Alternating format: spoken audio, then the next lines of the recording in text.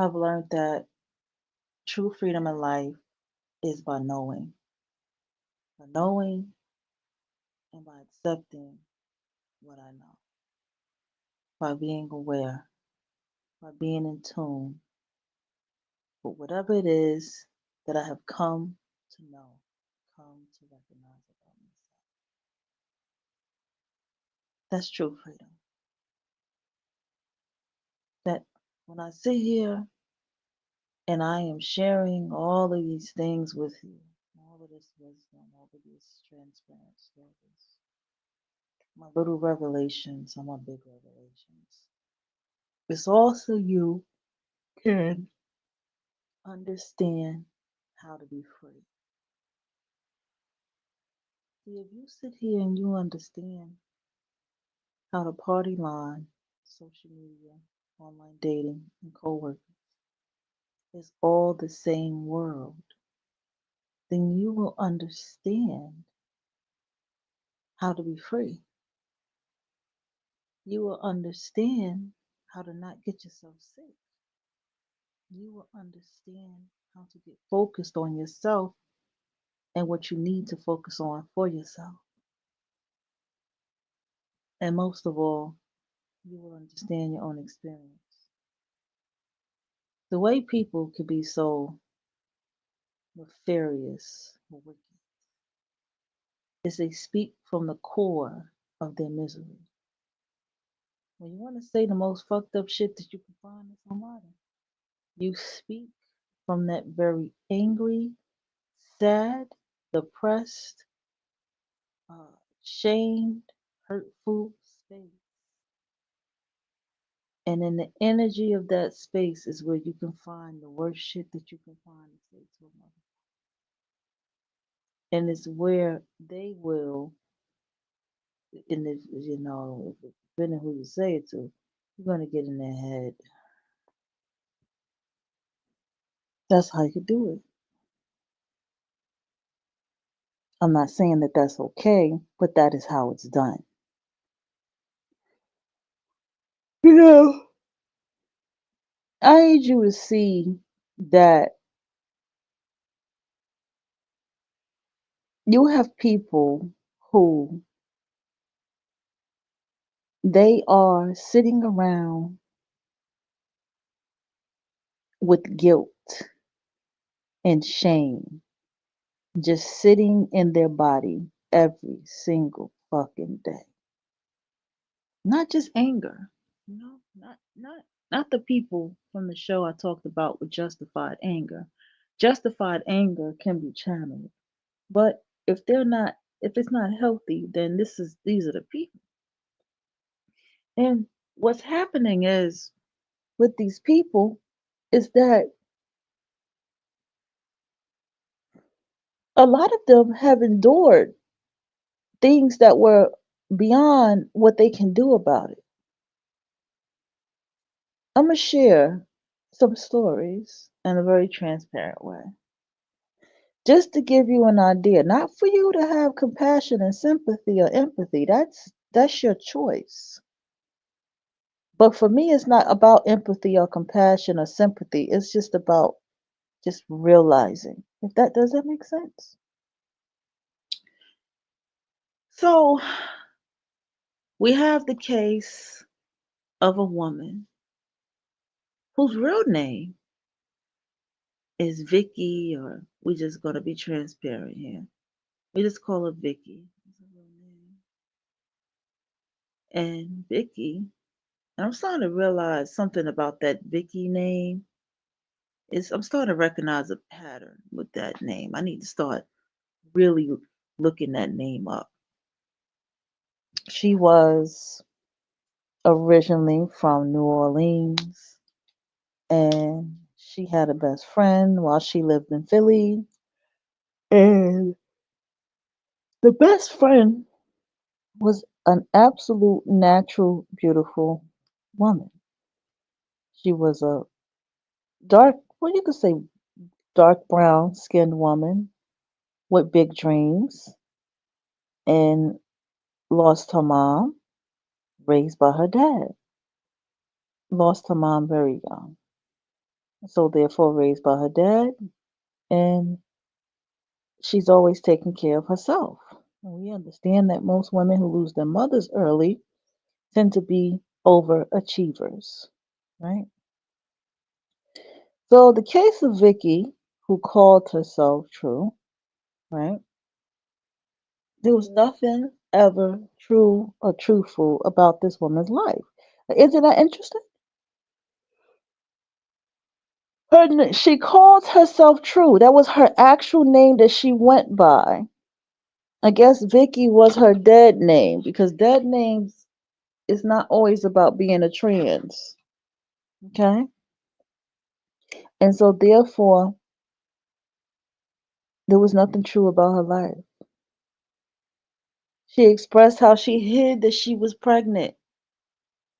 And when her family found out at 15 years old that she was pregnant, they made her put the baby up for adoption. Yep, made her put her baby up for adoption when she lied about being pregnant. This woman had continuous, ridiculous, failed, abusive relationships with males. She was very jealous of women, and the relationships that she had were just so ridiculous. Okay. And she compared her life to her best friend, Chris, the one that was very beautiful. She compared her life to her. And funny thing, this person wanted to be friends with me. Right. When I met Chris first, and then she just happened to be there, and I was like, okay. But we ended up connecting and talking. And this person's interest in talking to me was for all the wrong reasons. Okay. And that was obvious. But let's continue. They compared their life to Chris. It started to come out after time. It's like, I don't understand. Chris can be in these relationships and Chris can get what she want and this and that. And I said, because Chris don't play games. If Chris don't get what she want, she's out of there. You keep accepting it and you keep accepting it and you keep accepting. Now, what was it that was her relationship issues? What was the relationship situation that she was going through? I'll tell you the relationship situation that she was going through.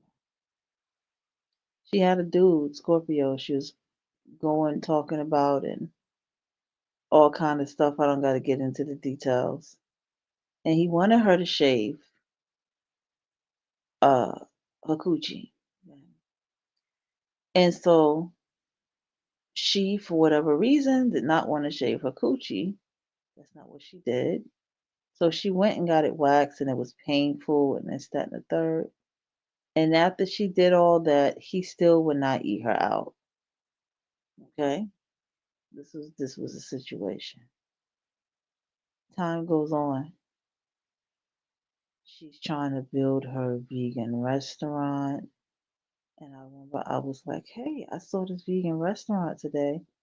And I really like the way this lettering was. Can I send you a picture? And I could feel that she would feel some type of way that I would do that. And I used to feel kind of odd. Like, why is, if you're making this vegan restaurant or looking for one, why do you feel some type of way if I'm showing you like this is like that vegan restaurant was dope. I was like, oh, this is dope. I could see you, where she was at. She was in Atlanta. Like I could so see you doing something like that out here. But then it turns into uh, another situation. And I don't have to get into the situations with the men. We're gonna keep it focused on the friend, right? She goes to visit, she goes to try to build this vegan restaurant. She tries to get some partnership, and this vegan restaurant's not happening to her. Chris, the vegan restaurant happening for her. Has her own bakery shop, her vegan bakes. Um, She had the job she was working and all this stuff. And she went to go visit her. And so she couldn't stay too long with Chris. And then when she came back from Chris, she discussed the guy that Chris was with and how he was with her and this, that, and the third. And she talked to Chris about her restaurant. Chris was like, I thought you had that all figured out. And all these different things. Well, I think you know where this is going. Let's get into Chris. This is Chris' side of things. Before she got to Atlanta, she lived with Chris. She moved with Chris from up north to Cali. And when it got there, Chris used to hit my inbox up a lot about her. Chris was like, I don't understand. How is this woman in a relationship with this guy? And she's not asking him for a ride, but she's asking me for one. I don't understand why she walking around in the rain with no shoes on when this guy is right there that can take care of her and this and that. Chris lost her car. She wasn't working. She was going to film school. Chris lost her car. Chris almost lost the damn apartment. She eventually told her she needed to start paying something. And eventually she had to go. So she moved to Atlanta. And when she moved to Atlanta, Chris was in her second return, by the way. But when she moved to Atlanta, that's when Chris got her job, the job at the vegan spot. She got her car back, got a new car, and then that's when she also got the relationship. All this stuff began to happen after she left her. Well, let's go up in time. I look at Chris's page because somebody tells me about her, and she's like a straight up Hebrew Israelite now, and I'm like, oh, not surprised.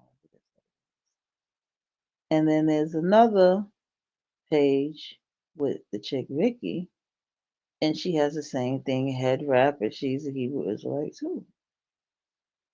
Yeah. This person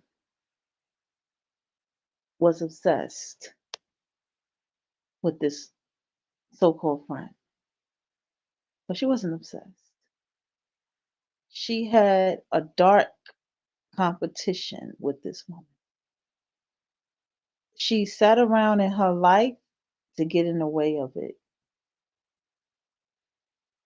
And if she can sit there, if she's gonna go off and be a Hebrew Israelite, she's gonna be one too, just to be in her life and get in the way of it.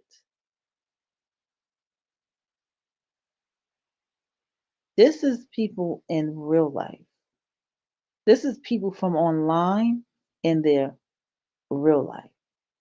This same person would always try to get me to come down to Atlanta. And I was like, I'm not coming down there unless I'm making money.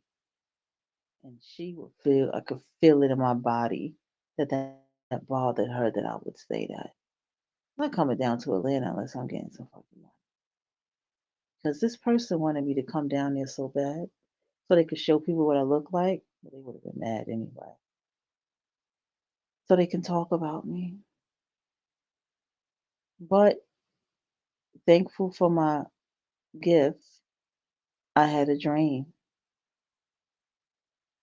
that gave me forewarning about her. And I pretty much wasn't shocked at all what the dream had showed me. So this person, true, truly loves to get in the way, and I'm being serious, of this woman, Chris. She wants to continue to watch her life not be happy. She wants to continue to watch everything in this woman's life fall apart. And how unfortunate. How unfortunate when this woman lost her mother and was raised by her dad who's an alcoholic, and she works hard for what she got. But how unfortunate. What happened with me with True? or Vicky that made my spider senses go up. So I see this picture. This is why I learned there's nothing wrong with being judgmental. I see this, she tells me about this red carpet event and the heels that she had on. And I'm thinking this woman's going to come in there.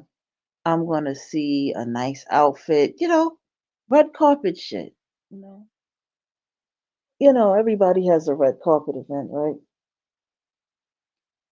And I look at the picture and I am appalled because she has no bra on. And I mean, not, you can wear something with no bra and it looks good and it's like, oh, okay, yeah, but her big jiggamoogas, jigawooga titties that she got, it just, it just, it was given homeless. It was given homeless. And I was so appalled. And she had on this kitten heels. I don't wear kitten heels. I wear heels or wear flats, no in betweens. Platforms, which is still a form of a heel, or wear flats, no in between. Fuck kitten heels. Don't like them. They don't make sense to me.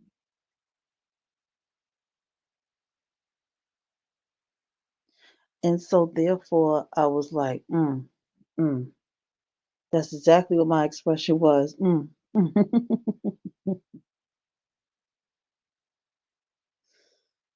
But then there was another incident. They was like, I'm about to leave. I need, my neighbors are gonna I'm thinking about my neighbors babysitting my cat and I'm about to go on this hiking trip and this and that. And next thing you know, she come back. I was robbed and they took, I don't understand because they just took, and I think she said like certain things like this. It was either they took her tarot cards and her computer, or they took everything but the tarot cards and computer, something in the lines of that. And I remember the Pisces I was with at the time. He was like, "You need to be careful with her because she be lying." He said that straight up. Say, "You need to be careful with her because she be lying." And you know what? That person was absolutely right. Absolutely right. Because that person did it again, claiming that they got things stolen and all kind of stuff and needed furniture.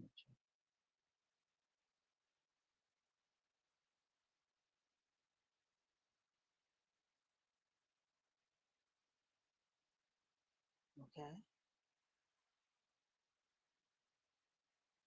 You have people who stalk like this. And this is the case of two women who actually grew up together, went to school together, friends together, all the way into their adulthood. And the woman, Chris, said, she's like the sibling I can't get rid of. And that made me not trust her either. That really made me not trust her either. And then as time went on, and I began to look at this, the universe will show you things through people to tell you your own situation if you're not paying attention. You see, this stalking, obsessive behavior comes from a very nasty, dark place and often comes from a very slow, nasty place. And this is where you have to be careful with people who are not checking their own internal wounds. Okay? And you're not going to know everybody's internal wounds. Some people walk around with them, some people you just will never know, right? That's why they're internal wounds. And in the case of this woman did not have admiration for the woman Chris. She was jealous and envious about something in Chris's life that she didn't have. Her beauty. She wanted to be next to it, to have it, to be a part of it, to manifest it in herself. But it was truly not in her.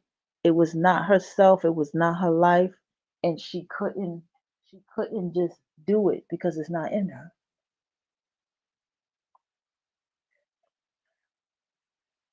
And I sat here and remembered this experience, and I never forget it.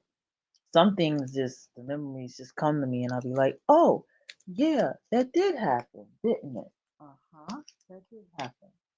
So that's the case of those two people, and that's the case of the obsession. What was the lesson for me?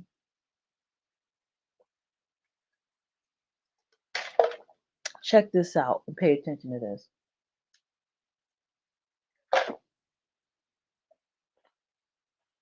If Chris is the one that I was meeting, right? Chris was the one that I was getting acquainted with, which I shouldn't have even have met her. Honestly, I shouldn't have. Then what the fuck was Vicky doing there?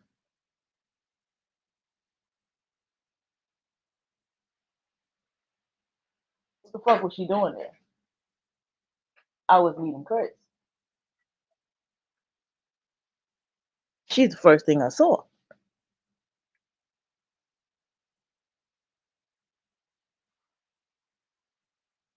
And why did she end up being the person I'm talking to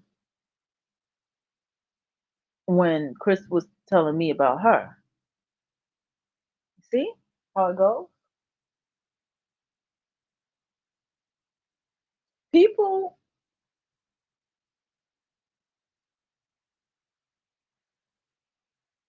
besides the SW, okay, besides that, but people who have this slow behavior, they have things that they obsess about that mean something to them.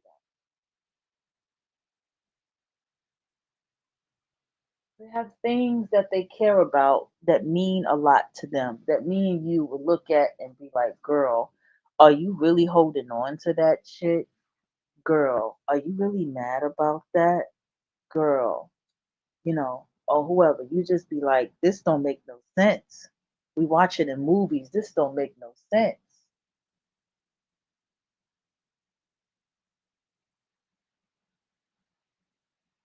But this has been a reason in school. The mentally disabled children and the physically disabled children were always separate from us.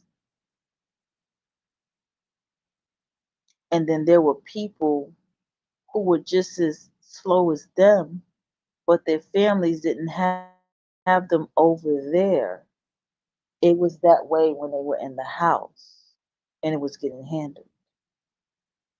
And so these slow, mentally unstable people were able to come amongst us. The friendly children, the fun children, the children that's living our everyday intellectual lives. Because remember what I told you about people who are slow, they can channel, they can blend in, but it doesn't mean that's who they are. They get mad over the littlest things and be in competition with you. And you're just like, what in the entire fuck is wrong with this person? Tell you things that will be to your detriment and cause your detriment because of their just nefarious wickedness towards you. But here's the thing, You're not the only one. You're not the only one. This is who they are. This is who they do to this is what they do to everybody. You're not the only person that they have this eye and wickedness towards. Understand something.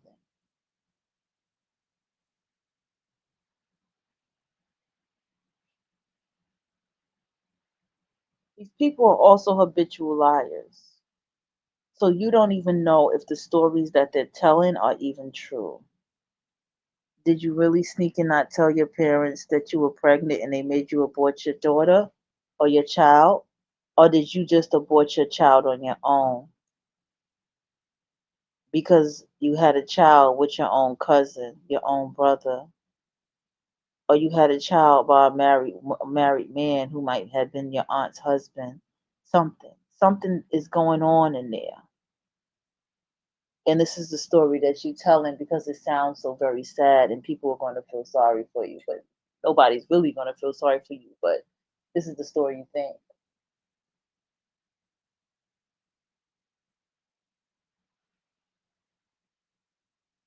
You have people in this type of scenario, these type of situations walking around here, and you might have stories of your own that may have creeped you out. You have people who have things going on in their life that's so fucked up. They're homeless, y'all, literally, and they're online streaming and doing the things that they're doing, and you're looking at them like, what the fuck is wrong with you? What is your problem? And it's because they're homeless and they don't have nowhere to go.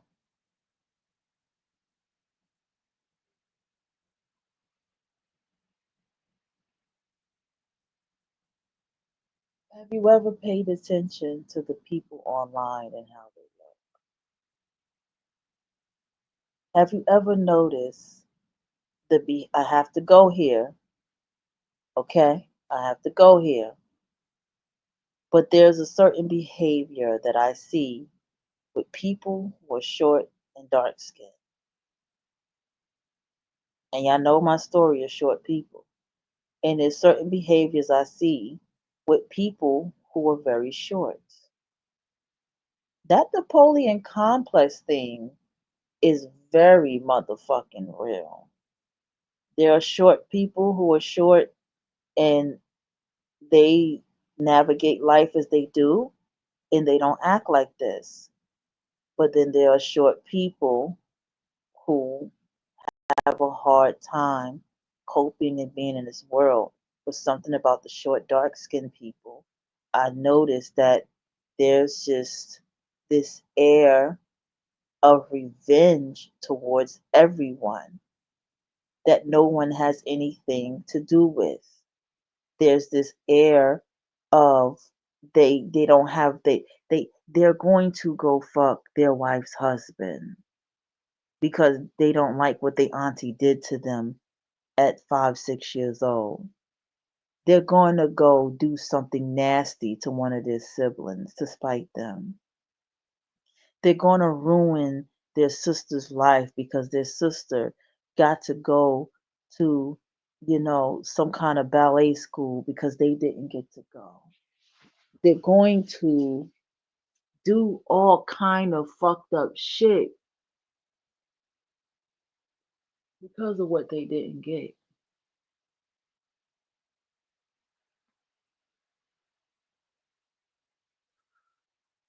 Evilness, wicked behavior comes from people who are slow and who are Riri. I guarantee you'll find an article on that. There's something with people like this. And this is what makes them dangerous. Because if they're slow and Riri, that means there's a bit of stupidity that's going on there.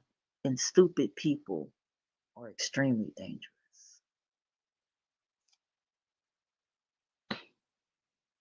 So, my children's grandmother She's a tall Amazon 6162, dark skinned woman, Caribbean background. Her and her sister, her mother had multiple fathers to her children. Her and her sister had the same father. I think that their mother was married to him. Okay, before she died. And I'll just get into a part of her childhood. She said that, what the hell was that? She said that she talked about all the little spiteful things she did as a kid. Just spiteful things she did and how she always got her ass beat for the spiteful things that she did. She talked about what happened to her when they found out that she was a teenager and pregnant. They talked about, she talked about just all the little shit that she did as a kid, just keeping it there. And so now this grown woman, she did a lot of shit as a grown woman. But there was times that I had to realize this woman is a bit off. There's something that has stunted her growth by becoming a teenage mother and losing her mother. She's stunted somewhere. She still thinks she's young. She still thinks she's 15, 16 years old. Even her son is like, my mom needs to stop that. She be thinking she's still young. Like, she needs to stop it. She be talking like she's still young out here. She just needs to stop doing that shit.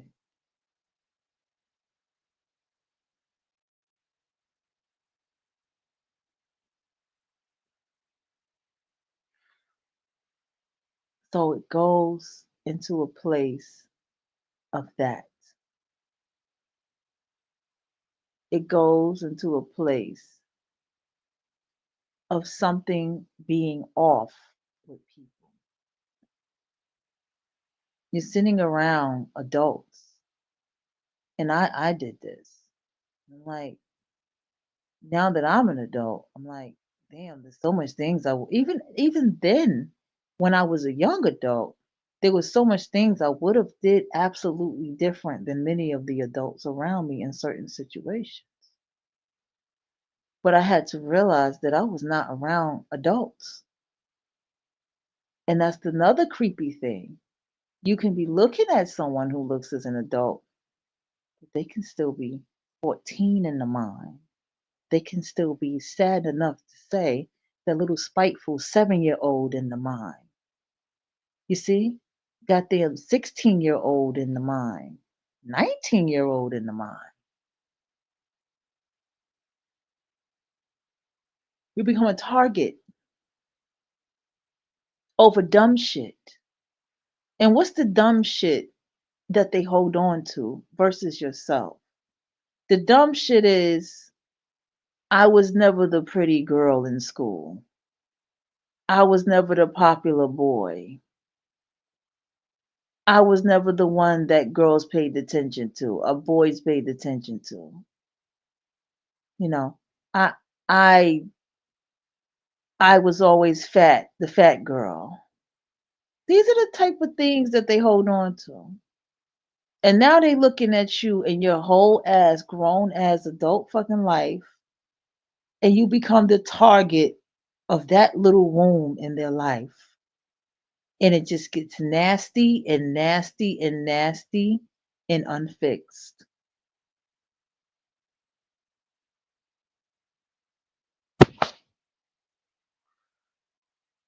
But one time, this guy who I did artwork with was talking to me, and he was just like something about homelessness and all this shit. And I was like, why the fuck is this nigga always talking about homelessness and food stamps? Nah, nah, nah.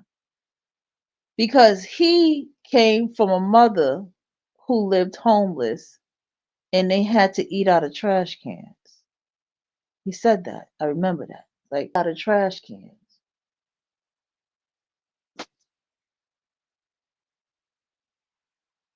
What an embarrassing life to live.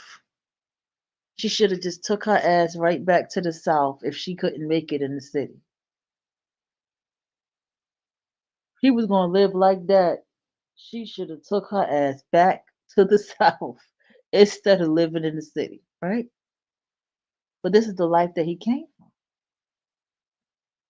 So there was an air of wickedness and anger that he had. He had resentment for the fact that his mama left him with his grandmother, a woman, in the deep South and never came back. He was like, you need to let all that go. But damn, did he really let that go? And so, therefore, there comes the stem of anger and hate for a woman because of this one childhood wound.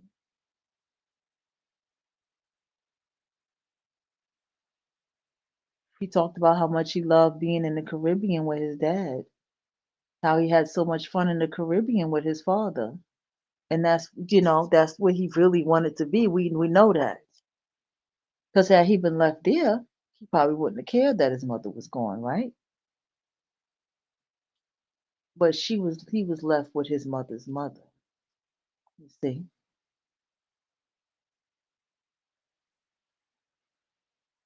in the deep South, with people who talked in a way that he just never wanted to talk like. He just never liked the way that they spoke or the way that they were.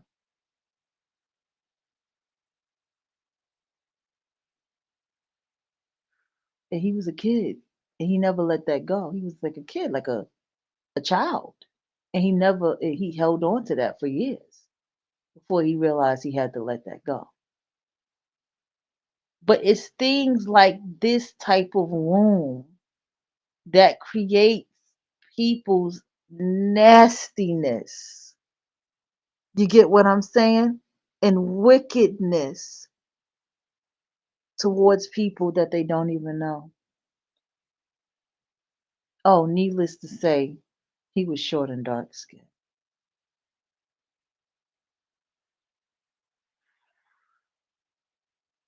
Let's go on. Here we have you living your best life, living in your dreams, coming on social media, doing a show, doing a podcast, putting together, having all your ducks in a row, just living your best life, having a good time, being creative, editing videos, taking all this time to put so much into your creative endeavors. And here you have this person who you think is just innocently someone that you can talk to and get to know and stuff until you realize that their whole purpose of coming around you is to hurt you. And that in itself can be devastating. And that in itself can make you want to come out of character on somebody, correct? But you need to understand that's what they want. They want you to be distracted. They want you to be bothered and they want you to be riled the fuck up because they are so fucked up internally. Guaranteed you, nobody who's behaving like that is doing good on the inside. They are fucked up internally.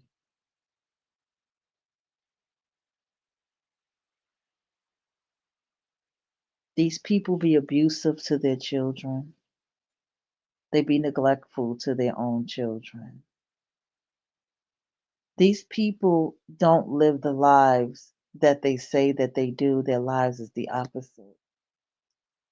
But they come around you with a fake face, smile, mask, and pretending. But you have to pay attention so you don't get got. And that's by your judgments of people. And even people's life choices should be something that you judge. You see, didn't understand why someone would do something and I would get the fuck away from them. I'll give you an incredible example. I remember when someone expressed to me that their home had burnt down. I started getting nervous about my home being burnt. I did. I started plugging things out in my house, double checking my stove because of how their house burnt down. And I remember telling the person I was with at the time, I was like, and it wasn't even that the house burned down, it was just a lot of shit. The house burned down, a lot of shit was happening. And I was like, I just want to, I got to get away from this person. I'm just going to block them. And they was like, well, what are you blocking them for? Ah, this is why you don't keep friends. What are you blocking them for? And I, at the time in my life, because I was mid 20s, yeah. And I could not explain what I was feeling and why. But now I understand why I am the way that I was that way. And then when I blocked this person and let them back around, they just kept getting worse and worse and worse through time. But here's why. When people have stuff like that going on in their lives, they're going to start getting nasty towards people around them. And they're going to start getting nasty towards the person, especially you, who they're already jealous and envious of the most. Especially if you can be like, hey, do you need anything? Do you want me to help you? Would you like us to come out there and help? No, they don't fucking want you helping with shit.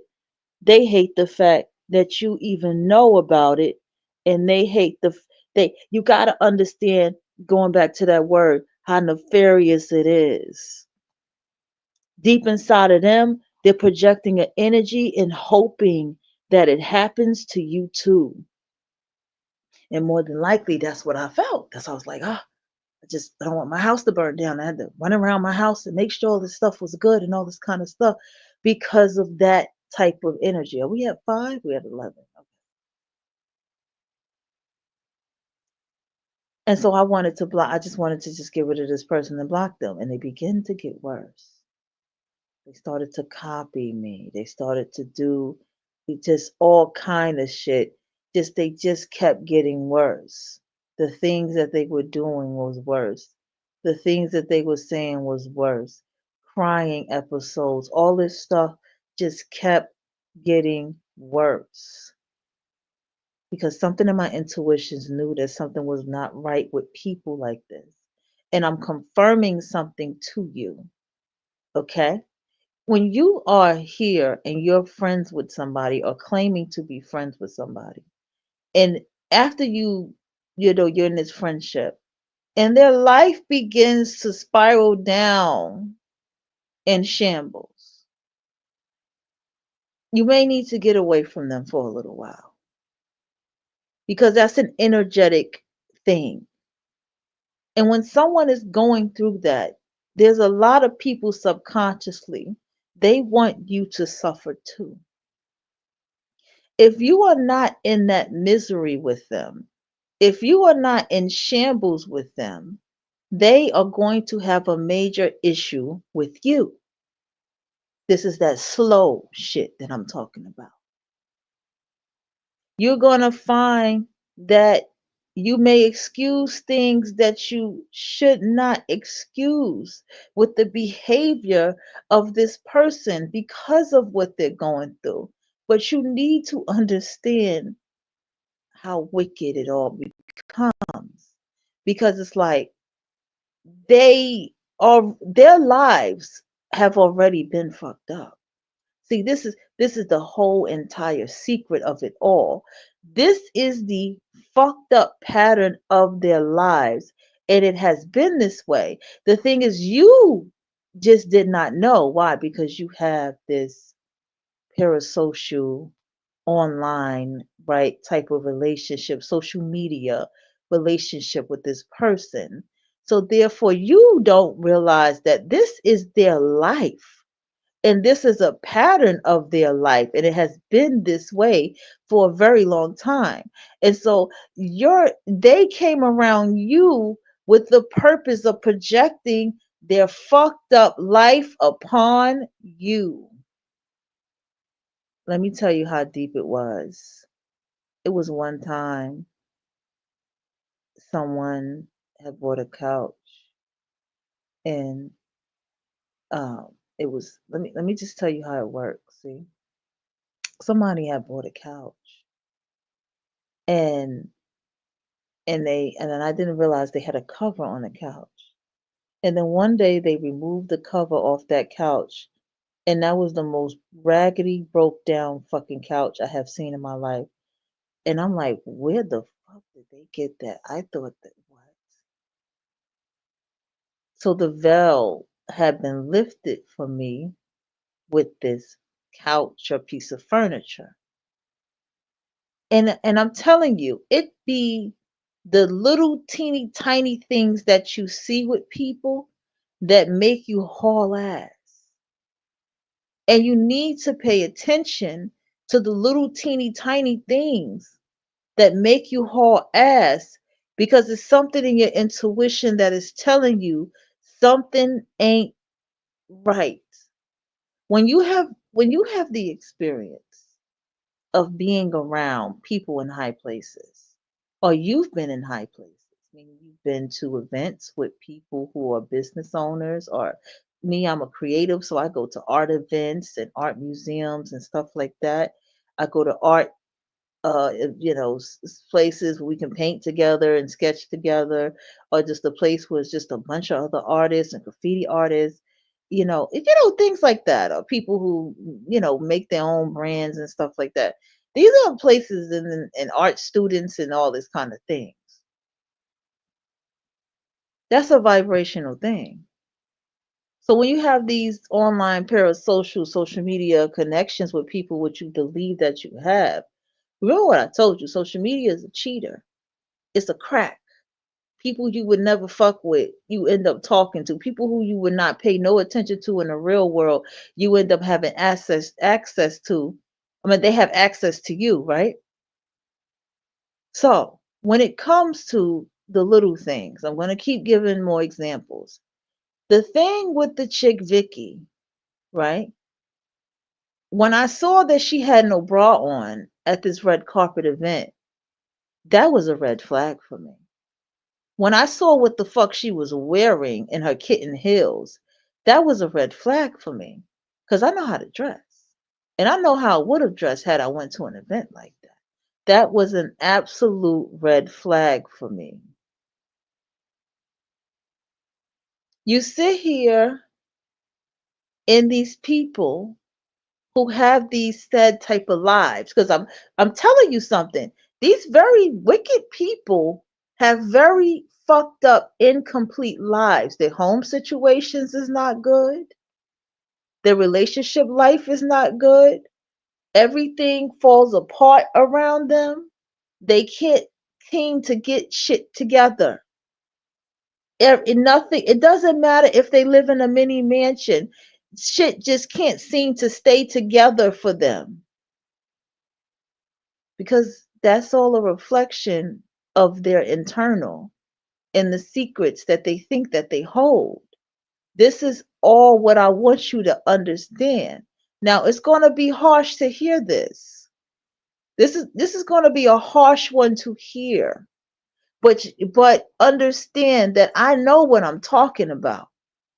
And if you go out here and go listen to crime stories before people go on murder sprees and do what they do, go look at what their lives are before they get to the point of killing another human, unaliving another human being.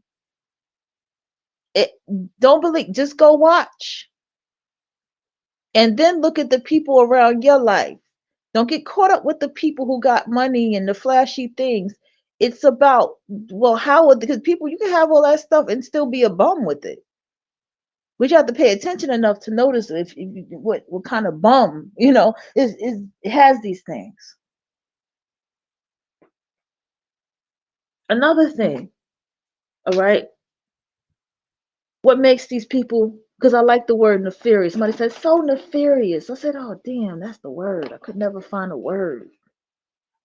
So wicked and nefarious about these people, because nefarious is worse than wicked, is that The fact that you become their aim, right? But I'm trying to show you how you do not become their aim. Do you understand what I'm saying? I'm trying to show you how to really listen to your intuition with these people. Somebody is sitting down in your life, right? And their relationship is horrific. And you know what I mean by horrific. And you are living your best life, and your relationships are fun, and they may not come out to be the best, but you keep going and you keep going and you keep going. That person ain't gonna like you, baby. Y'all not aligned. That person is going to resent that about you. Don't you ever think the otherwise about it. Another thing to pay attention to: what kind of people does this other person have around them? Does the person that you see or that you believe that you know, are the people around them as them? If they're an artist and a creative as they say they are there other artists and creatives around them? If they are, I don't know, a painter, or other painters around them, or people who line up with anything that entails that type of thing? Do they come off as if they have such a balanced relationship life? What about the people around them? My point is this: if you see somebody who they're not attractive, but all their friends are attractive, and all their friends have a happy relationship, and they don't, that person is a red motherfucking flag. That person who's presenting this face for you, and you listen to the friends that they have, and they're like all ghetto trash, that person is a red flag. Okay? When you live a life, your life aligns by the people that you're with. Anybody who knows me in my real world, my partners that I have make sense. My bandmate makes sense. And anything else about my artistic life makes sense for those who know me closely, especially for my partner. She's the type, she'll be like, okay, I'll get out your way so you can do this, that. You're doing your show. Okay, I'll talk to you another day. That's the kind of partner that I have. But that's my life. And even my own partner was very happy that I had met somebody who was like myself, that was a metalhead like myself. You see? These things happen for a reason. That's being in line with your life. But I told you all the story. You can go back. That person even called me, and I ignored the shit out of them. And stand on the fact that the energy of that person was causing me to energetically be with people who were the opposite of myself. And when you feel this type of way, you do not feel guilty about it. You do not feel, you stand on that, because when that person went away, my relationship life got better and it got different. It actually got aligned, not different, it got aligned. That is what happened in my life. So who's the crazy one here? When I got rid of that, when it was another person, when I got rid of them, energetically things started to align. People are so toxic and negative that they can bring their negativity and toxicity your way. These very wicked people, they do that. Oh baby, they do that. Let me give you a heads up of people who are very much more prone to be very wicked towards you. You ready? Get your pen ready. Number one, anyone who's in any type of homeless shelter situation. They are very more prone to be wicked to people. Number two, living situation. Anybody who has a living situation where it may be like the projects, you know what I'm saying, depending on the situation, because somebody could be in a mini mansion or a mansion too, and it could still be a fucked up living situation, if you get what I'm saying, or how they're there or whatever the case may be. So these people, the home life is the number one way in which people can be fucked up towards you in their living situation. I'm not saying people in the projects are all wicked. There are people in the project that are very thankful and appreciative of what they have, and they make the best out of what they have. You see, I'm not saying that, but I think you understand where I'm going. People who actually have materialistic things, you have to pay attention to how they talk and how they behave, because they're more prone to be wicked too, especially if they got things for the sake of impressing others, not for themselves. They're more prone to be wicked people. People who got something in life that was shut off or interrupted, okay?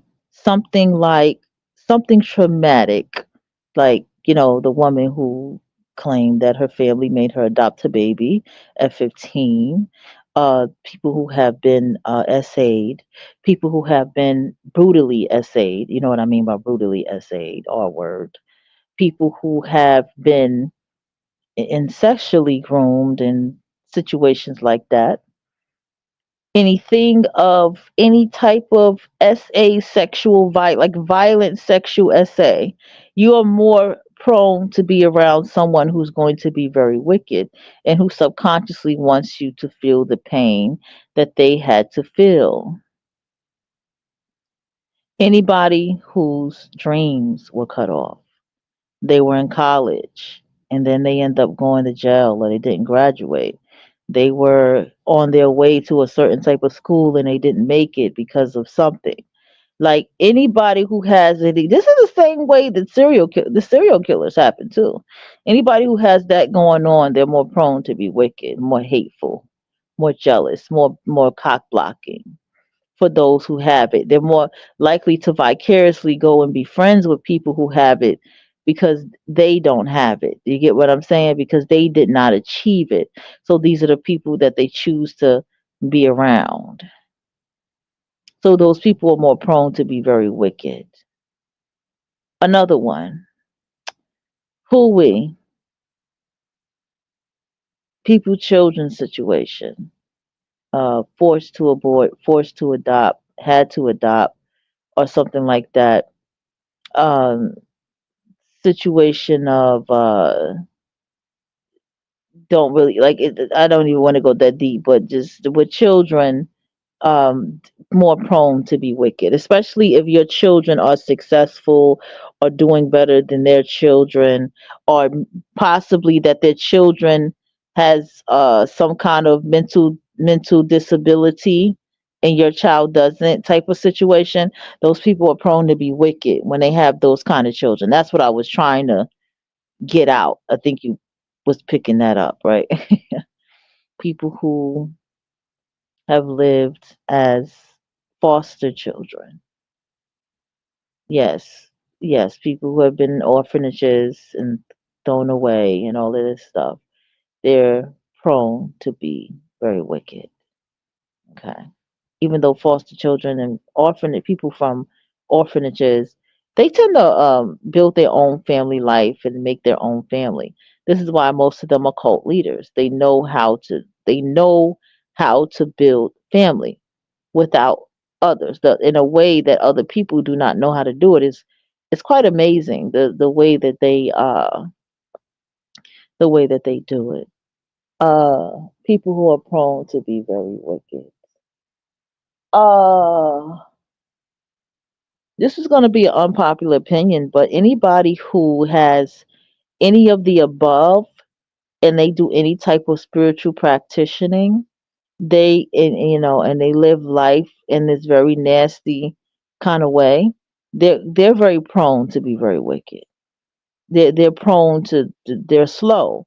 So they're prone to do magic and spell casting and putting people in jars for dumb shit. Promiscuity. A very promiscuous person is very prone to be wicked. Promiscuous people to me cannot just can't be trusted. Just they just can't be trusted. All right. Um that was my little list right there. I hope you wrote that down because I freestyled that, but I hope you wrote that down, at least for me. And understand this, we at the top of the hour. Knowing these things can free yourself, okay? Knowing these things can free yourself.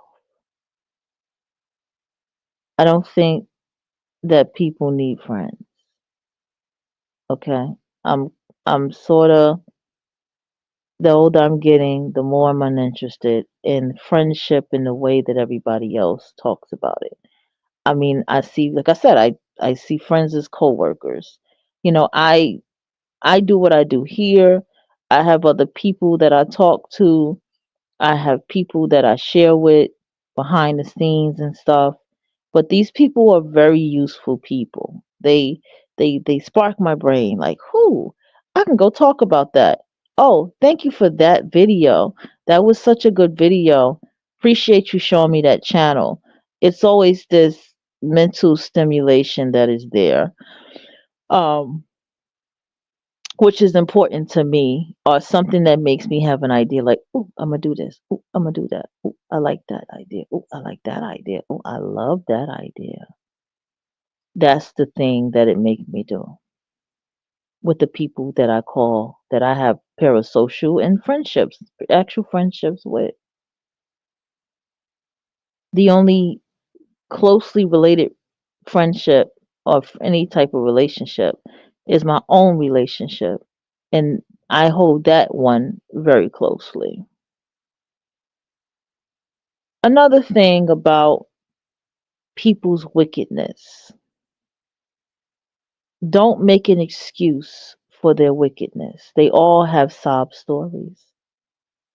All wicked people, write that down.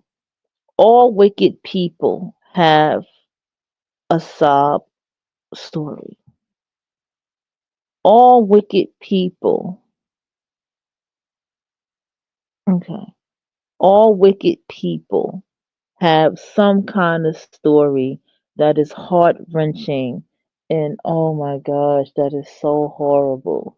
Whether it's true or not, all wicked people have that. But they do it to be more wicked. They don't do it to heal or get better. Just because they go to therapy, it doesn't mean anything. Just because they go to therapy, it doesn't mean anything.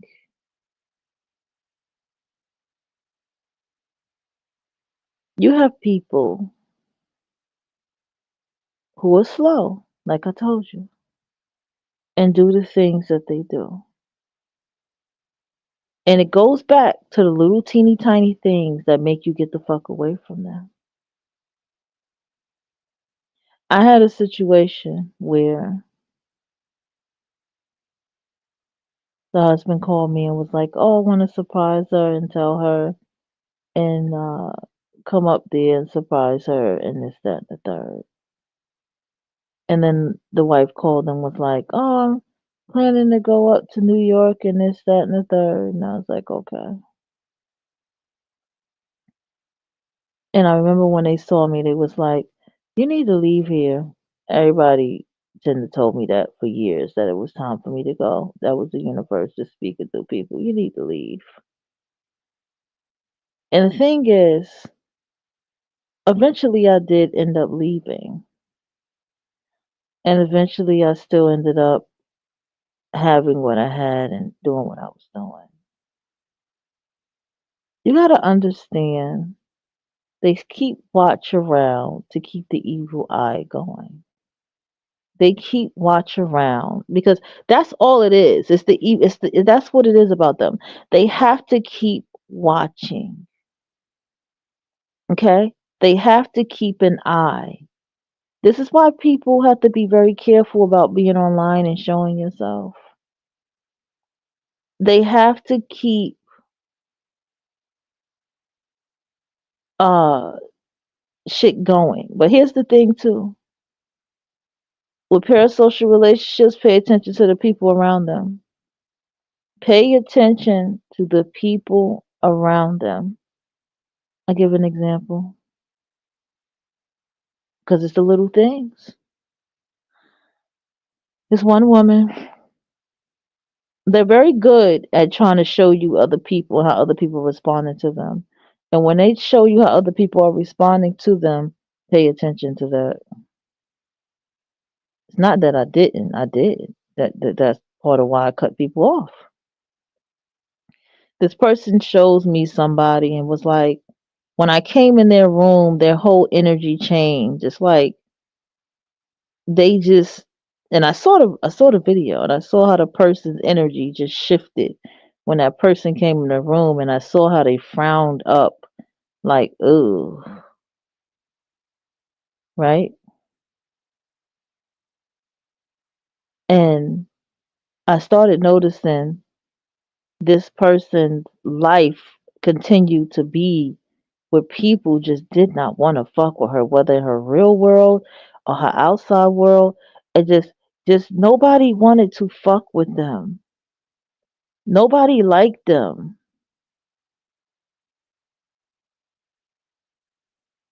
Why does this happen? Because these people have been doing wicked, fucked up shit. And they continue to keep doing wicked, fucked up shit around them. And the people around them is a reflection of who they are.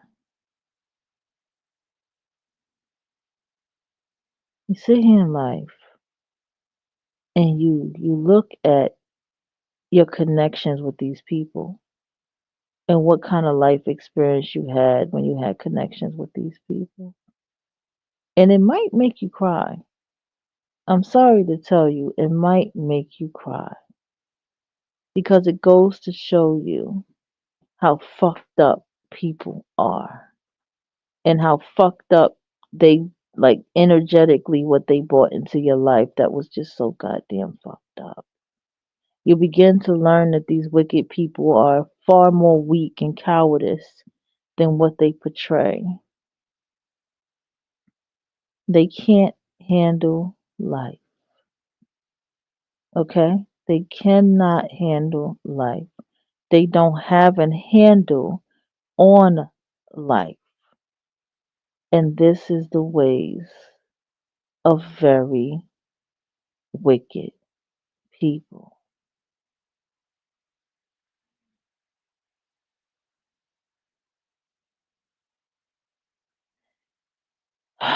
See, I think that, wicked people are just out here just, you know, what you see on the TV and the billing and all that, on nefarious people. And some of you even brush this nefarious attitude and the way people are off. Some of you laugh about it. But I like to dig because I lived it closely. I like to dig because I lived being stalked, okay? And having people just watching. I lived this. And when you have lived this life, when you have lived this way, you will begin to understand why you experience what you experience and who these people are and why. There's a great pretending that goes on with people, whether in your coworker world or online dating. You have people, when you get into them and you talk to them, what you're going to find is They have done horrendous things to other people. And here's the thing, they know that they have done these things to other people. They have spitefully done these things to other people. There are people out here who has closed the door, who have watched people go, like, let me give you an example. It was a guy who was on child support for a child that was not his. And I was like, something's not right about this. There's something karmically here. And then the elder guy who was in his 60s posed a question. He said, "You feel like God is punishing you?" And I remember, I think I said something like, "What happened?" And then the other guy, he was Aquarius. He act like we all asked him like something happened. What happened? And he said, "Yeah, because I seen a girl get raped and I didn't do nothing about it. I watched them rape her and I didn't do nothing about it. And I feel like I'm being punished for never saying nothing about it." Ain't that some deep shit? People know what their guiltiness is. People know where they have gone wrong. People know what they have done to people. And this is why they lash out and they get angry and they scream and they do the things that they do because they've been so fucked up all their lives. And around you, they can't hide it. So they got to explode on you and project onto you because they are jealous and envious of you. And you're just living your life. You're not worried about them. You're just living your life. But for them, that's not what it is. It's a get back. It's a spitefulness. It's a I'm going to get you.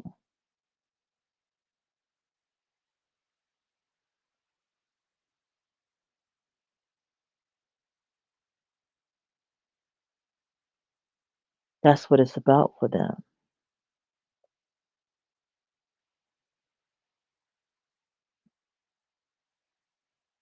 That's what it's all about. And that's what it's always been about.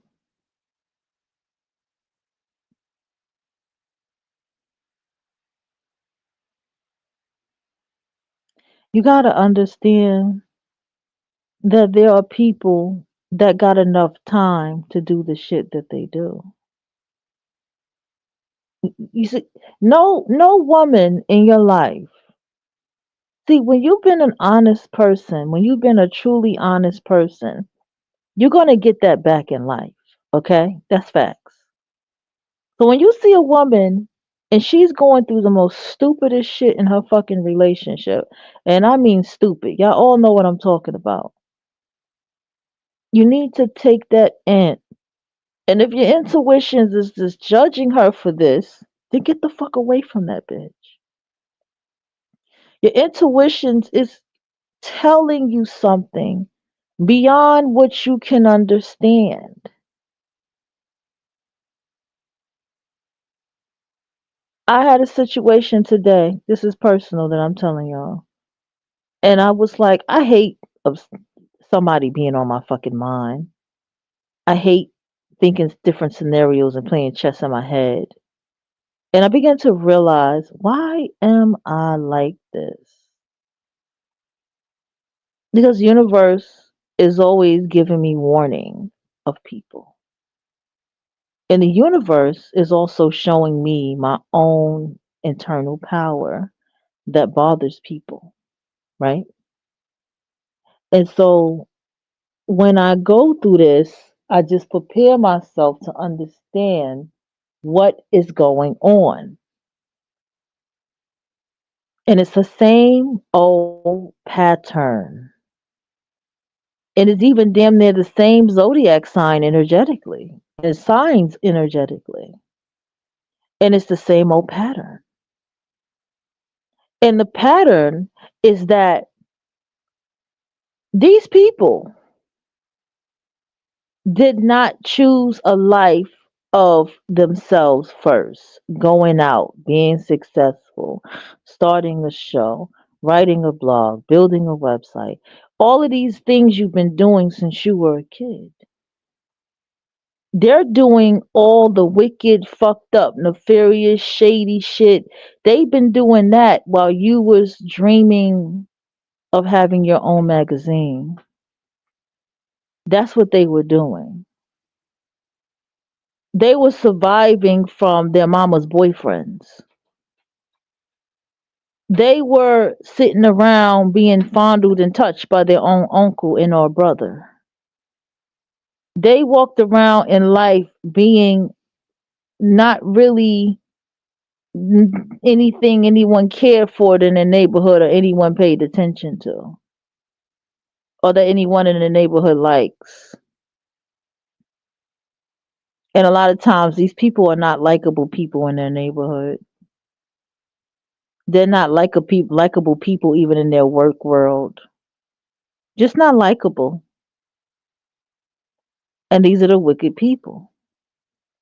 But it's not so much of attacking the wickedness, okay? What I want you to pay attention to, the bigger picture that I'm trying to get through to you, is the little detail of things that make you say, I don't want to fuck with this person no more. Some I don't know, something about this situation here, something about this picture that I saw. I don't want to fuck with this person no more. See, I kept going with somebody. I kept talking to the said person. And it was all kind of shit just spiraling down in their motherfucking life. And they just got nastier and nastier through time. And they just continued to just get nastier and nastier.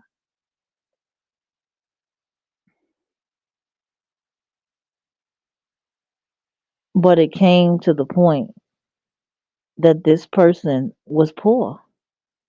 It came to the end that this person's life was not at all what they made it seem to be.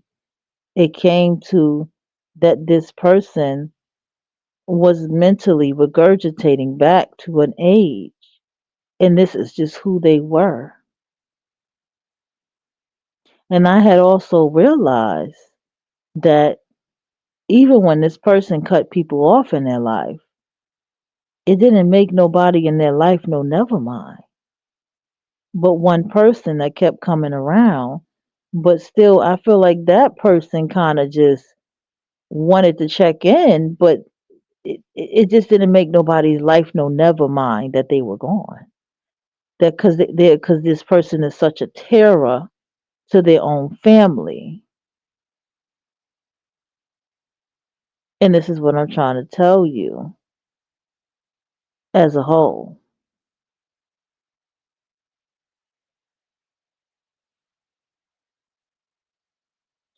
Also,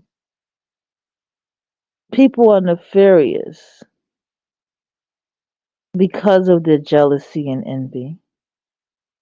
They don't have the brain capacity to do what they love. They don't have the brain capacity to read a book about success and making it happen. You have a lot of slow, reread people walking around here amongst you more than you realize. Be thankful for TikTok and all these autistic people talking to you about masking. These people, the things that come out their mouth is so like, whoa, did you not hear yourself? Are you retarded? Are you something what? Because they are. Because they are. No intelligent person communicates like that. No intelligent person has conversations and or debates or dialogues like that. These are people that have been living amongst us, masking as they call it. And we think that they're normal. We think that they're mentally stable. and they're not mentally stable.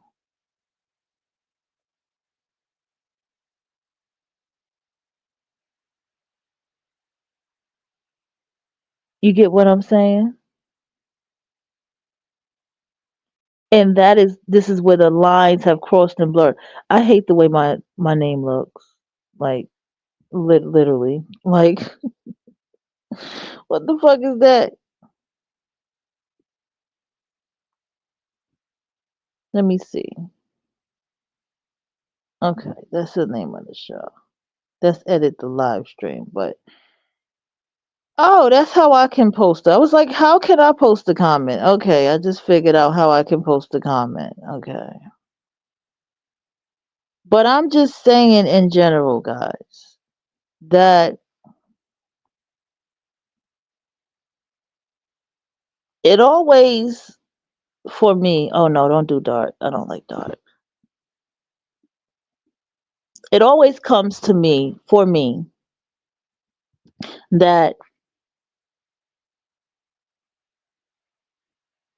when I sit here and I talk about these things, and I sit here and I talk to you guys about my personal experiences, it all came down to my intuition with people.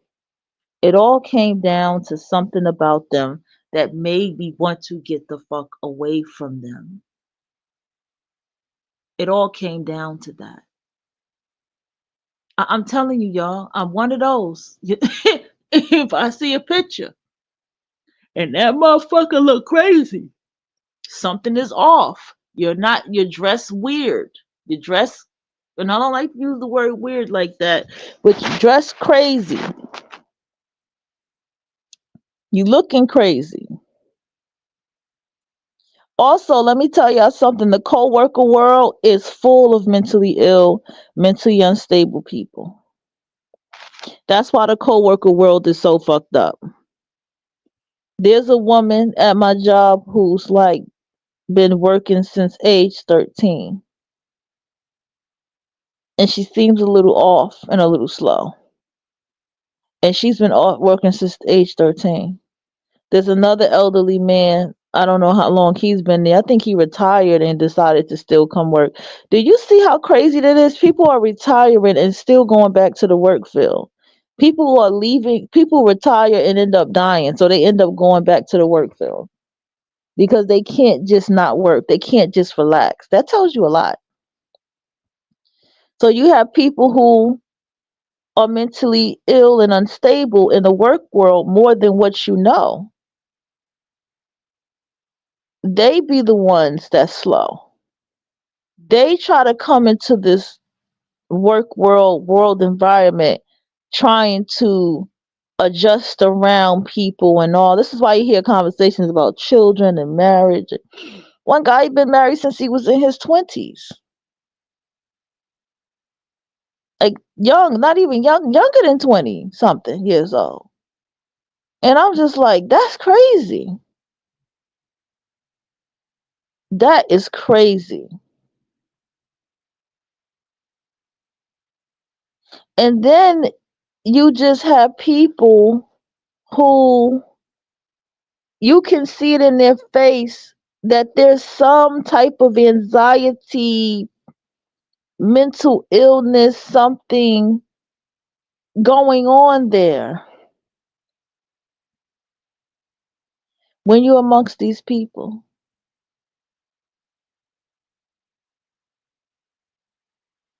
Sometimes the way people work and the way you can ask them something and the attitudes that they get and the way that you can see the mental unbalance that's going on there. People who are slow have attitudes for nothing. They have attitudes in the strangest of places. People who are very slow. People who are slow, uh, if you talk a certain type of way and they can't keep up, the yeah, it's something you have to be able to pick it up from people. You got to understand what kind of environment that you're in. Don't expect genius smart behavior in the work world. I got one um operator at the job that I work with, super smart. I love being on, I like, not love, but I like to be on her line because she's smart. She knows how to put, she called herself a magician. I thought that was funny. And she was like, I'm really good. I know how to, and she is very, very good at filling out people, and she's really good at knowing who can do what. That's why I like to be on her line. There's also people at work who are tyrants. The people at work that are tyrants are slow. Just think about it. They are slow. Something is extremely off. I'm being dead ass. When you're amongst people who are intellectuals just like you, when you're amongst people who are just as wise as you, the experience and the conversation and the with them is just different.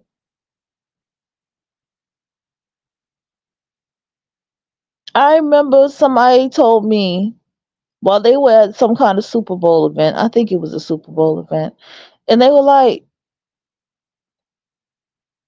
I'm mad at all of y'all. I thought y'all lied to me about how mentally ill y'all are. Or something they had screamed in the middle of out of just where they was at. And it's like everybody just looked at them like, what the fuck? Like what the fuck? Because that is a what the fuck moment. Because the occasion didn't call for that behavior. And I remember one time a person was like, your mom sees you as a teenager. She sees you as a teenager. And just screaming in the phone. And I'm like, yo, why are you screaming, bro? What the fuck? Is you okay? And then they stop screaming. It's called breaking character. That's why the autistic person calls it a mask. And see, another thing, I want y'all to pay attention to the games of people. A lot of people, you can watch something and you can watch it so much that you can believe it to be that yourself and make it yourself when it's not even who you are, right? All right. But there's people who already know that they're slightly Riri. They've been taking the medications and all these things to know these things about themselves, that they're slow and all this stuff. And so they cloak it through, oh, autism and mental illness and talk about this and that and this and that. And then they start really behaving the way that they really are.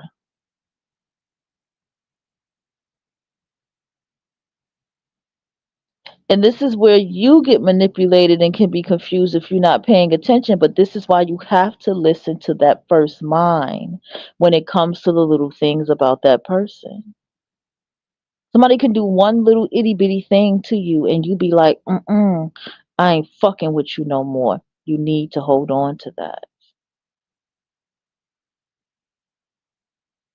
I don't want to fuck with you no more. You need to hold on to that.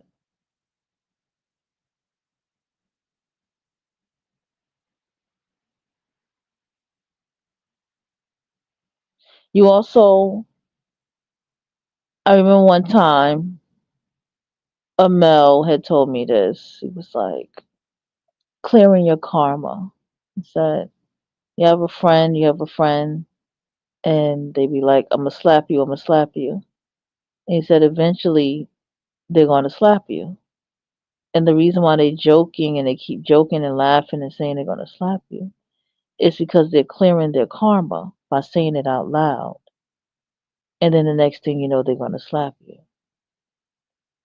He was talking about this friend that I kept going on with, that eventually that's exactly what happened. Not physically, but that's what happened. And the reason that it happened is because I did not keep my first mind with this person. You see? When that person was calling me bestie and all this shit, I should have blocked them the moment I felt it. When I saw this person was copying me, I should have blocked it the moment I felt it.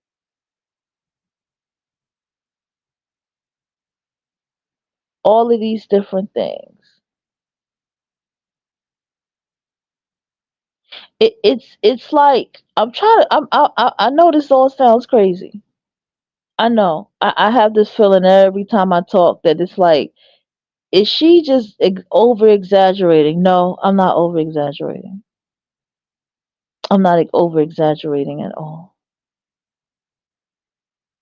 I've seen people who go to certain events that I would go to, and dress my best, dress up to the nines at events that my hair would have been done. I would have had on a fly outfit. I would have had the right shoes on. I would have had the right little throwover jacket. I would have had the right everything at this event. And I look at these people and they look like slop. Just look like slop. And it was like, you came to the event looking like that. You came to this type of social event looking like that. Just say that you don't, that you just hate everybody here. Just say that you don't give a damn about this and you jealous of everybody at this event. Or just say you just, this is just, you just slow and this is how you dress. That this is how, this is your style, this is what you are. And it be things like that that make me get the fuck away from people.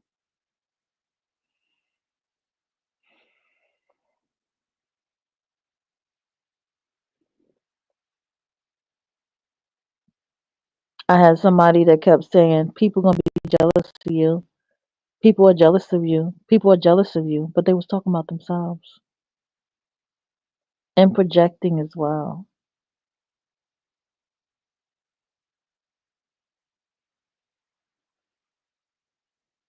I need you to understand that you go online and you see these people fight and you see the most ugly, nastiest fights online, right? You see people meet online and have a party, an event, and they end up fighting each other and they have the most nastiest, ugliest fights. You see people end up in fights where they get their ass handed. Oh man, it's horrific to see how bad they get their ass whooped.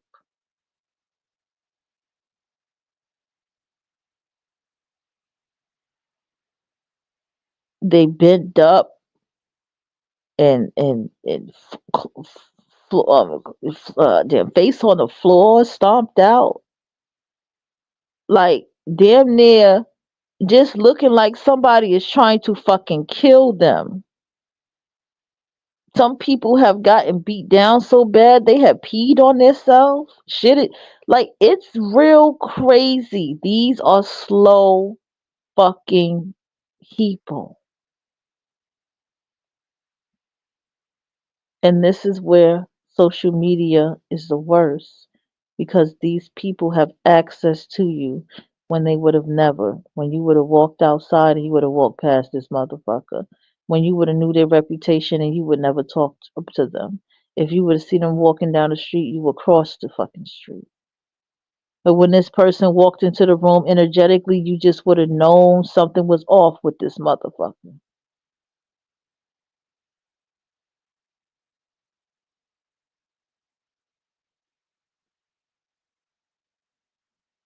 It's that type shit.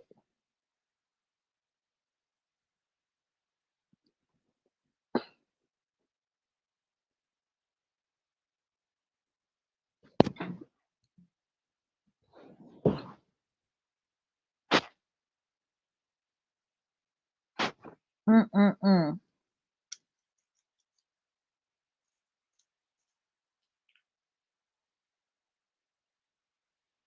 Okay?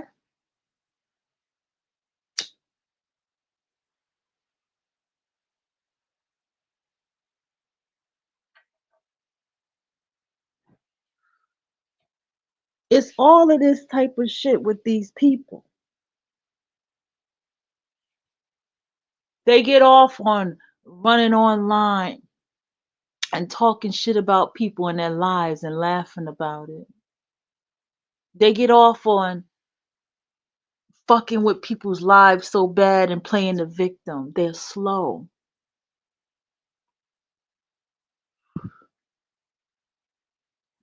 And what I'm trying to get you to do is get the fuck away from slow people. They're gluttons for punishment. Okay? They're gluttons for someone they want you to be just as angry and furious and screaming, and that is what they need because they slow.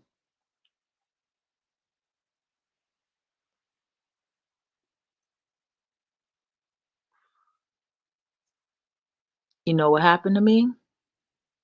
And I stand on this.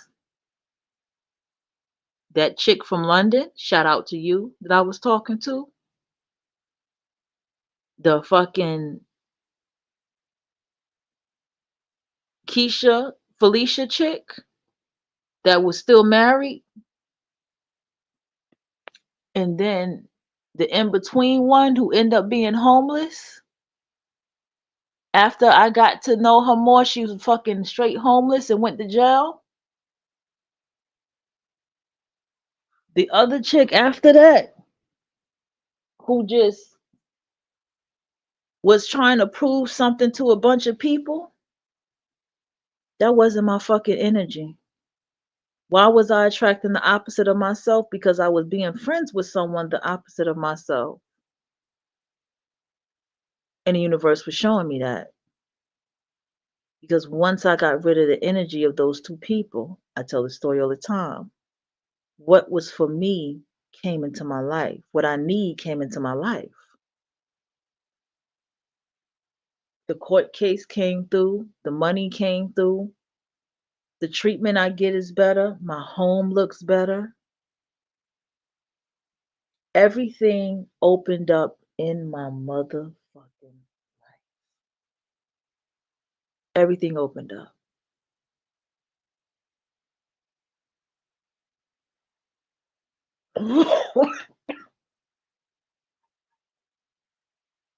Do you understand what I'm saying to you? This is the nefariousness. These people, they don't want happiness for you. Even in the name of what they perceive to seem like they want happiness for you, they don't want happiness for you. They don't want greatness for you.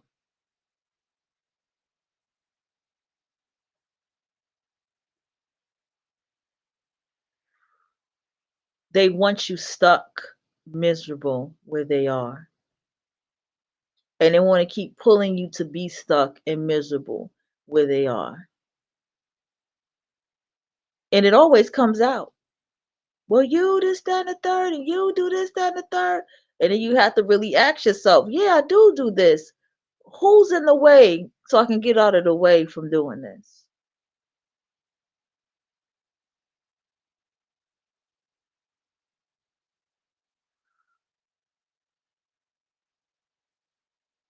Their life stories with other people.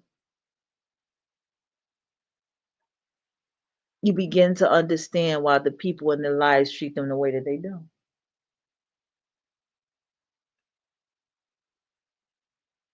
See, this is the thing about social media where it fucked me up. See, in my real life, if anybody do some fuck shit, I get away from them. I just get away.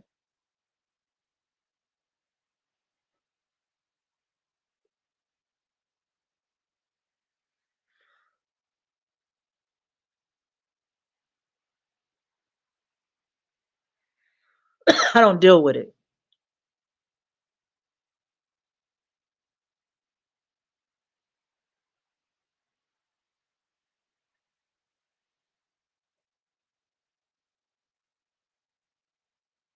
Somebody say something I don't like, I don't fuck with them. That's how I move. And these people, the nefarious ones, they always want to be in your space, y'all. They always want to be in your space. They always want to be in your face. They always want to be in your space. They always be in your face. They always want to get to know you. They always want to get up under you. All this kind of shit. And you ask yourself, isn't that exhausting? Why does someone want to put that much time into you? You're like, I'm not even worth all that. That's crazy. I'm not a celebrity. I'm not rich. I don't. What's going on? No, no, no, no. That's not what it's about. What it's about is destroying other people because of how they feel about themselves. It's about fucking up the lives of people whose life is not going in the way that they expect it to be. You got to understand beauty. To be a beautiful person is a dangerous thing, but it's not just the beauty, it's the other things with it. To be beautiful and talented, to be beautiful and creative, to be beautiful and smart and knowledgeable.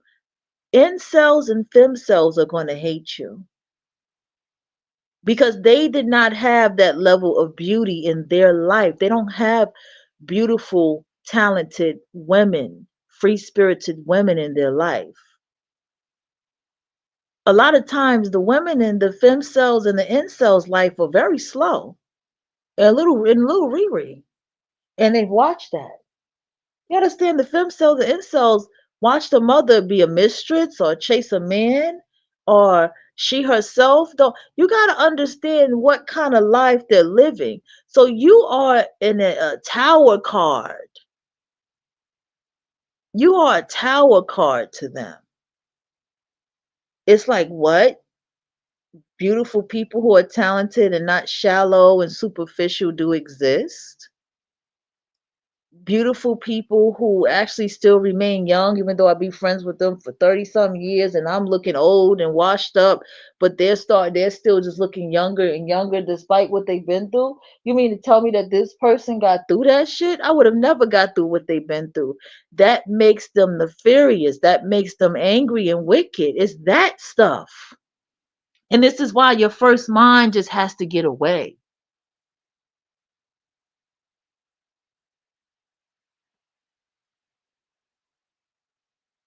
Just imagine.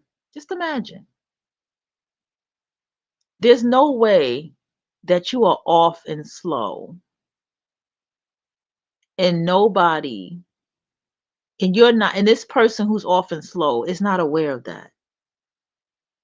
They're going to school, they're in a different classroom, a smaller classroom. They're around certain type of kids versus the other kids, right? These kids in these remedial classes and shit like that, you think that they don't recognize that they even when they get to high school, how very different they are, how very different they're treated from everybody else. And then they're teenagers. And so they have crushes and they like people, you know? And unfortunately, depending on the situation, the young girls, because they're slow, they might get played by the young boys or whatever the case might be. And we know how tragic that can be, right?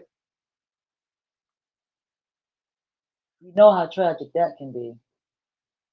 And then these people go into this world as an adult and they really don't really fit in. But here's the thing, you have some slow people that end up making friends, right? You see that more with the boy circle, right? In the girl circle, it depends, but you see it in her circle too. It depends on what type of girl. She usually is hanging around the most ratchet ghetto girls. Those are usually her friends, right? But either way, there's already a jealousy, envy, hateful thing that they have already developed for the world. Just put yourself in their shoes. Just think about it. And so for people who are slow and for people who are a little riri or whatever, I'm not in their brain, so I can't tell you what it's like. I think there's still a realization of how different that they are.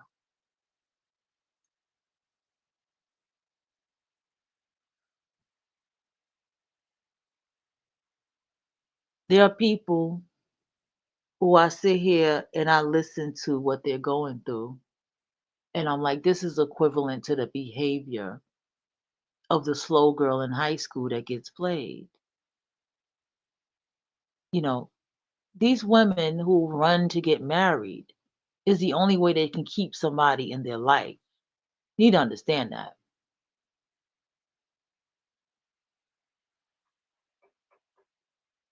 A lot of these people are very religious, though they're claiming to be very spiritual as well. Okay, that's another thing. That's another gag people do. A lot of people also, how do I say this? A lot of people, you just need to understand you don't feel afraid of people and social media for no reason. You don't feel afraid to trust people for no reason.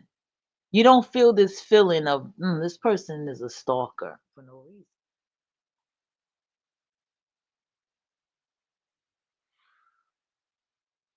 reason. It is these things are not without reason.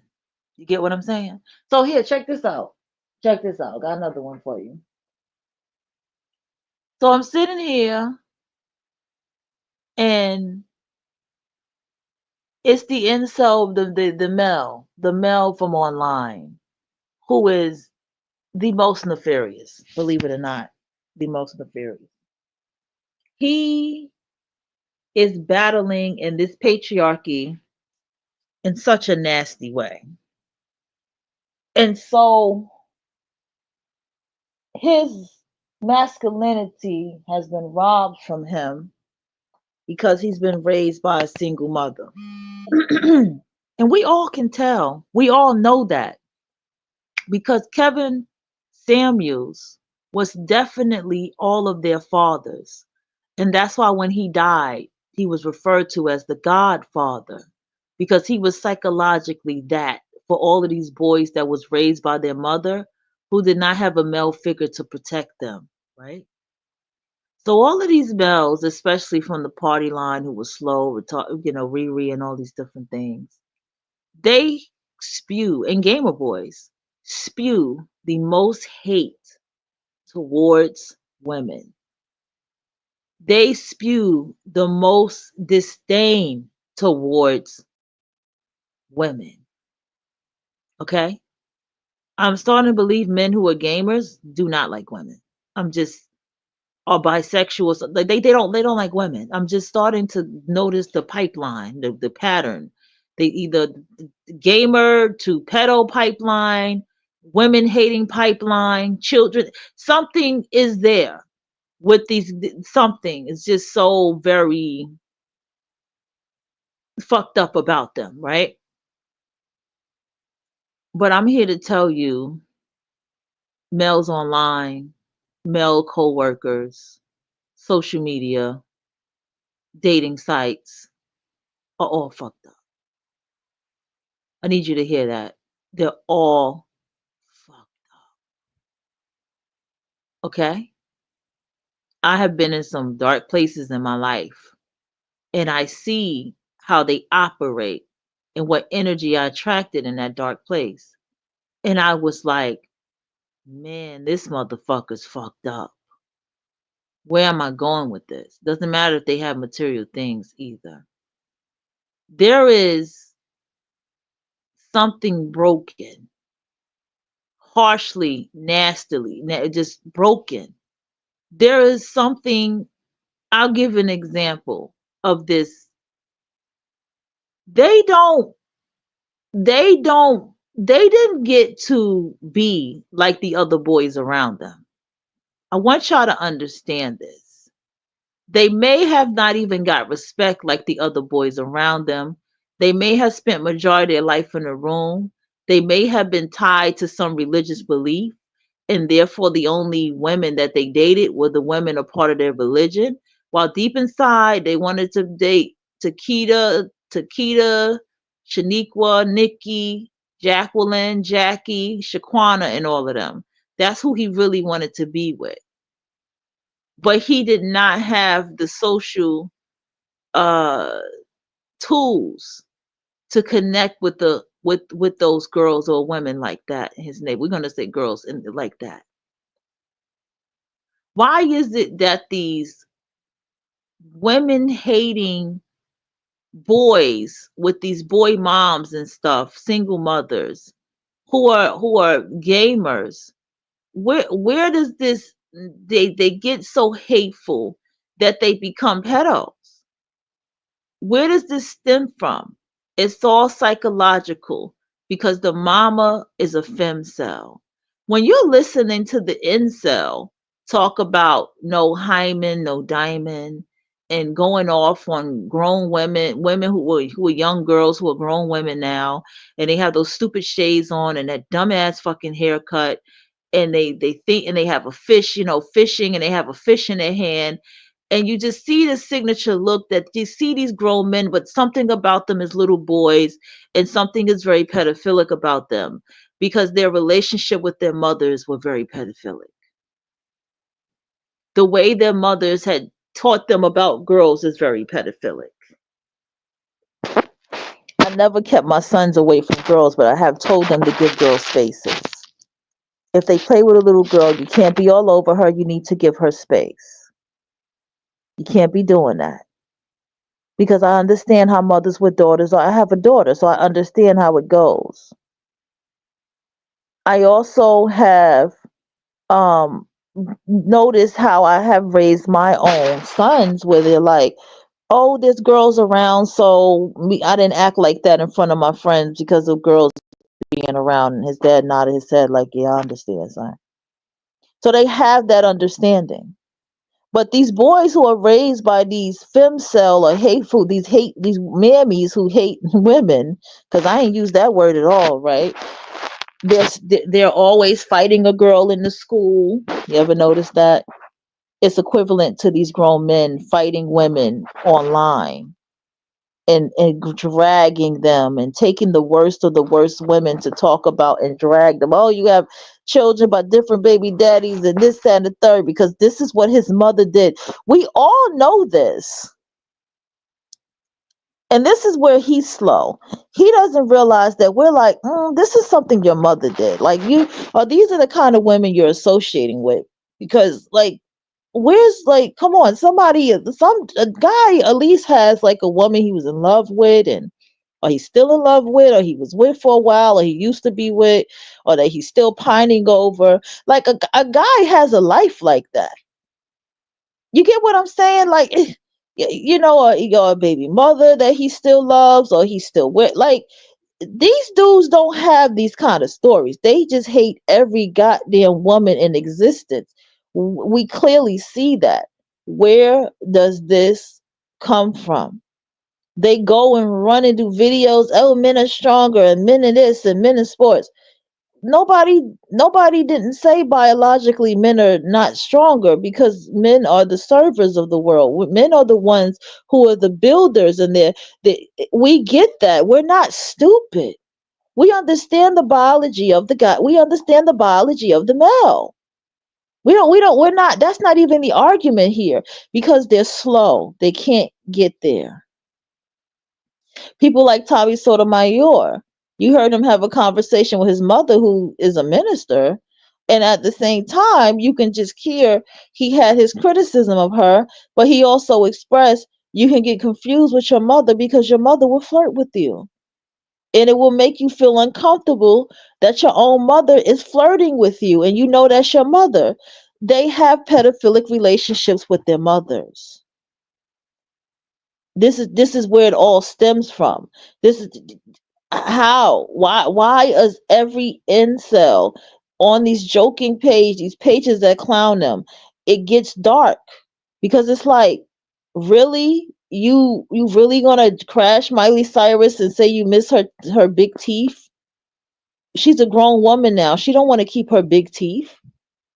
Really? You're gonna crash Rihanna, who's a grown woman with children now? All kind of stuff. These are seems to be the women that's always out of their mouths. Taylor Swift, goddamn Tyler, Miley Cyrus, and Rihanna. These are the main three women.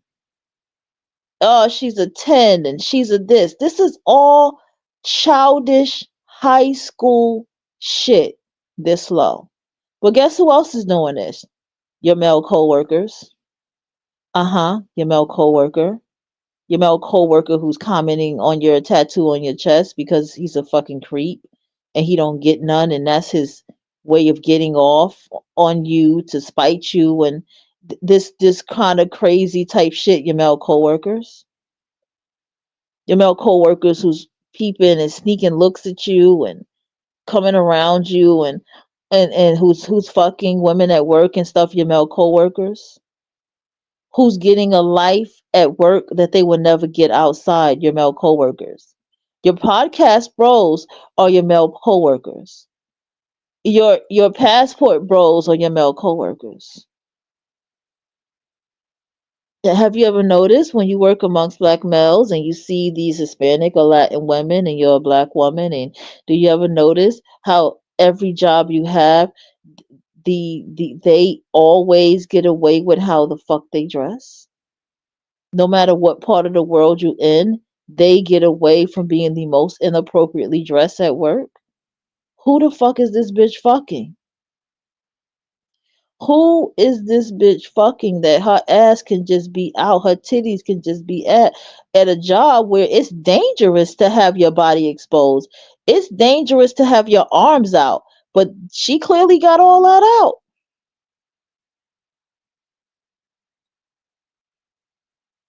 Why? What is what because he's raised by a femcel, a femcel woman. It goes back around to the beginning of what I talked about. This is his mother, the woman who's stalking, who's following the life of this other woman because she wants to be just as beautiful and just as popular and just as talented as she is. The woman who, oh, you're my muse and this and that, when they secretly hate you and just want to see your life crumble. These are the women who are raising these boys. These are the women who they ain't really sexually satisfied in their relationship. A lot of times those women are cheaters. A lot of times those women go and be with other women because and do what he want to do while at the same time she hates every bit of it. These women wake up from being drunk to him fucking another bitch because he plotted that. This is the femcells. These are the mammies that are raising these very dudes, these slow Riri dudes that I'm talking about, from the party line to your co-worker world to social media. It all circled back around again. This dude who had so much to say about women and this, that, and a third, and a man, and a man, and a man, and a man, and a man, broke down crying because not only did Kevin Samuels died, his own daddy died. His own father died. So he broke and started crying over that shit.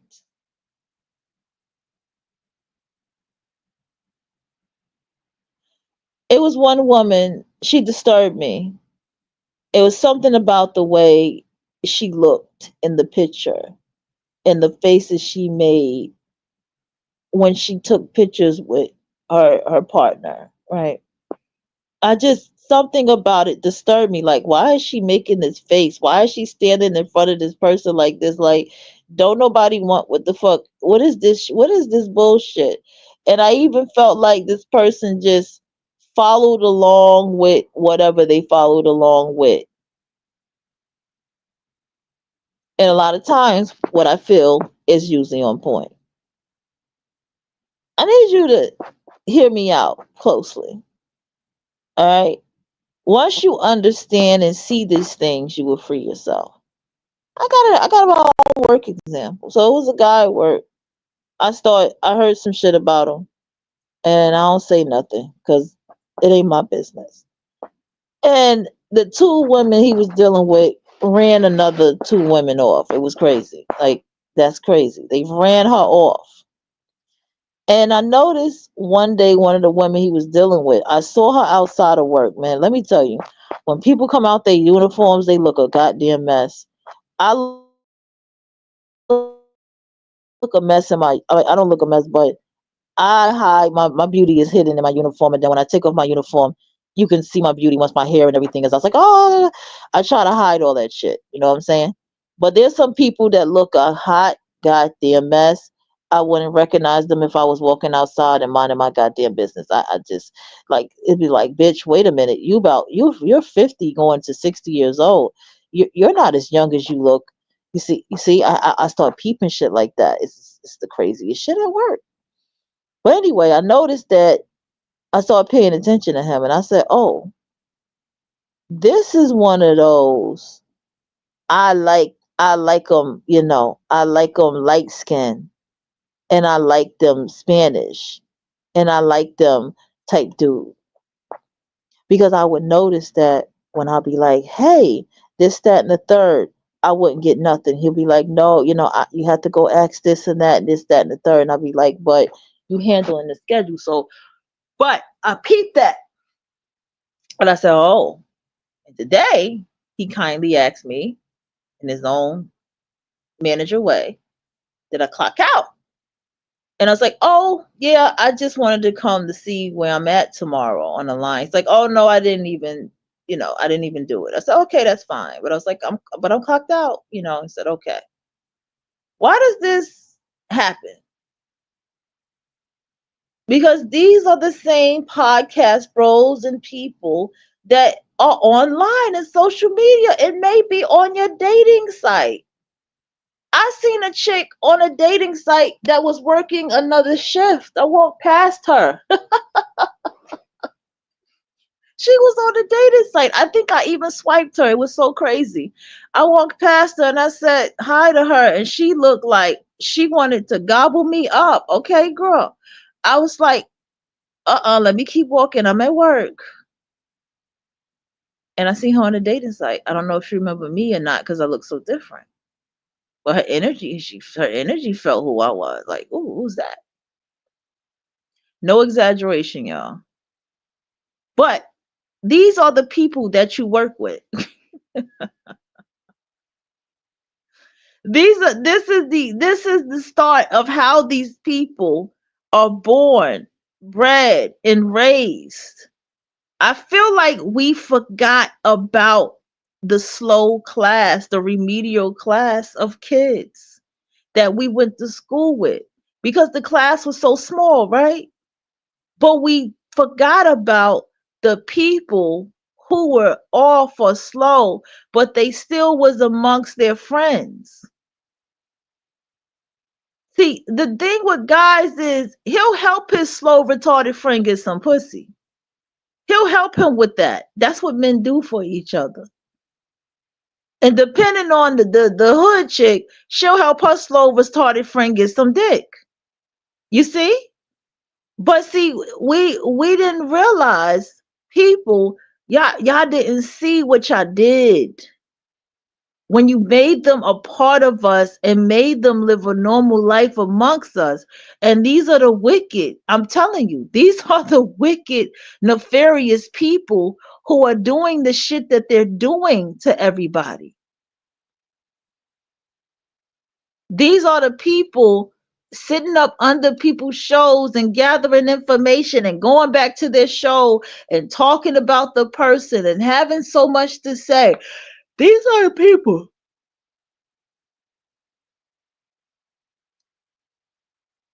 These are the people who are in the cracks of social media who have access to you that would have never had access to you. and they know that these are the people.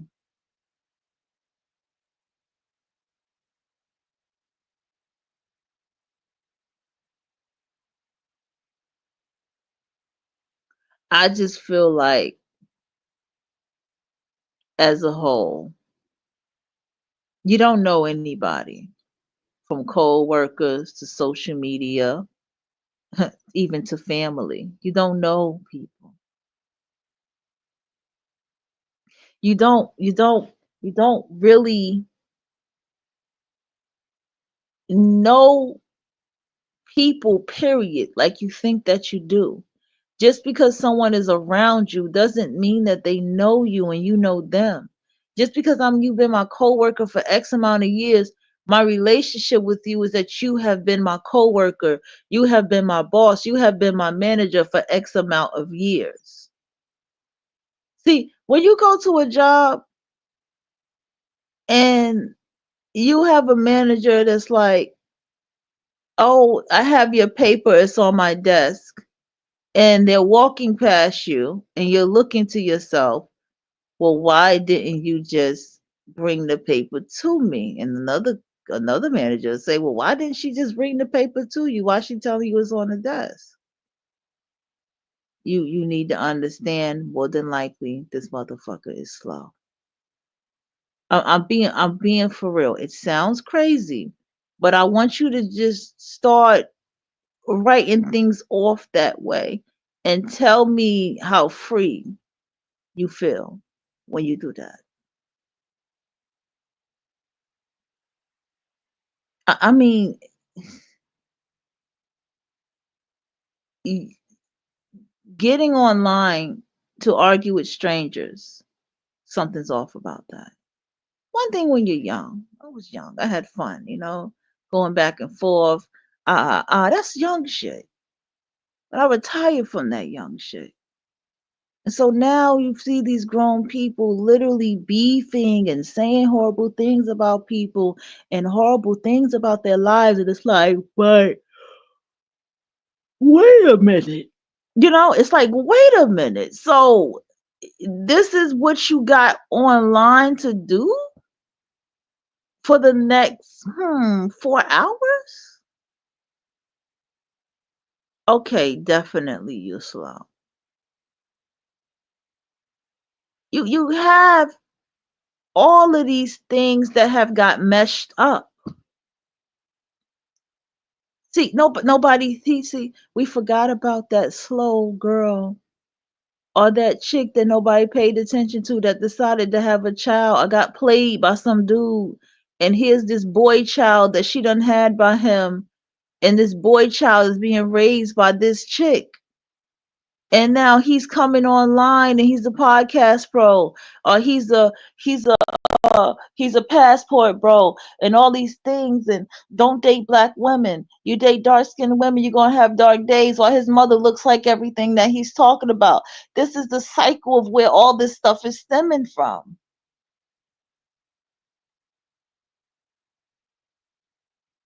I have watched my own little cousin go live, and I seen how they was talking to the girls in the room, and I was not surprised that they was doing that, because I know his relationship with his mother and what had happened. And so I'm not surprised of him acting and doing that.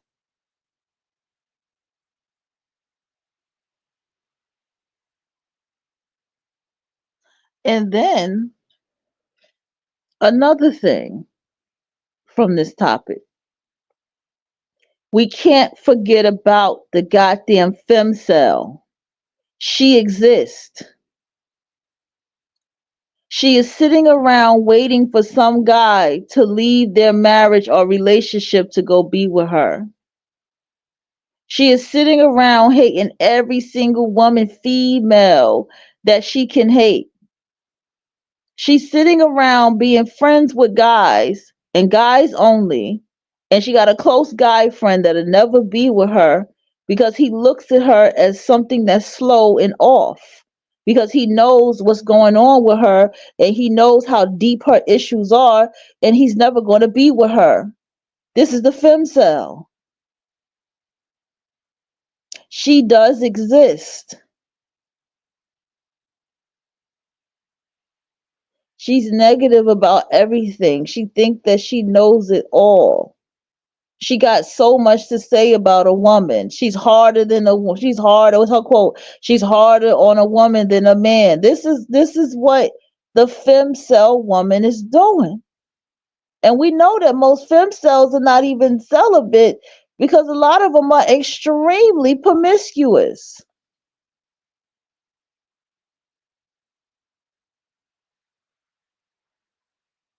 Extremely promiscuous.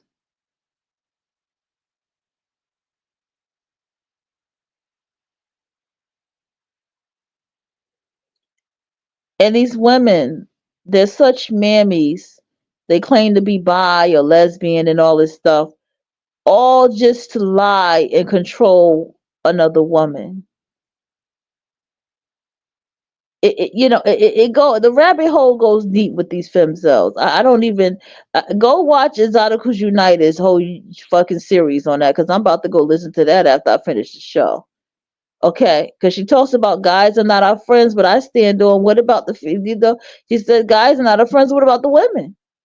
What about the girls? Are they our fucking friends? And I say we got to start digging both ways. And I know for me, you never probably thought I would say that, but we have to dig both ways. Are they our friends too? She talked about how the friendship is how people dig and get information. It's the same thing with the femcell, the same thing with her. She's trying to figure out what she's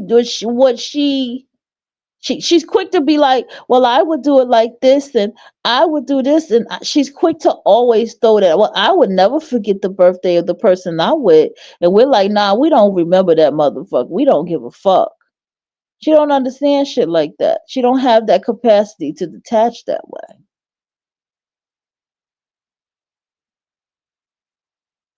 She's also lazy. She's very lazy. Doesn't matter if she works, doesn't matter what she has. She is extremely lazy.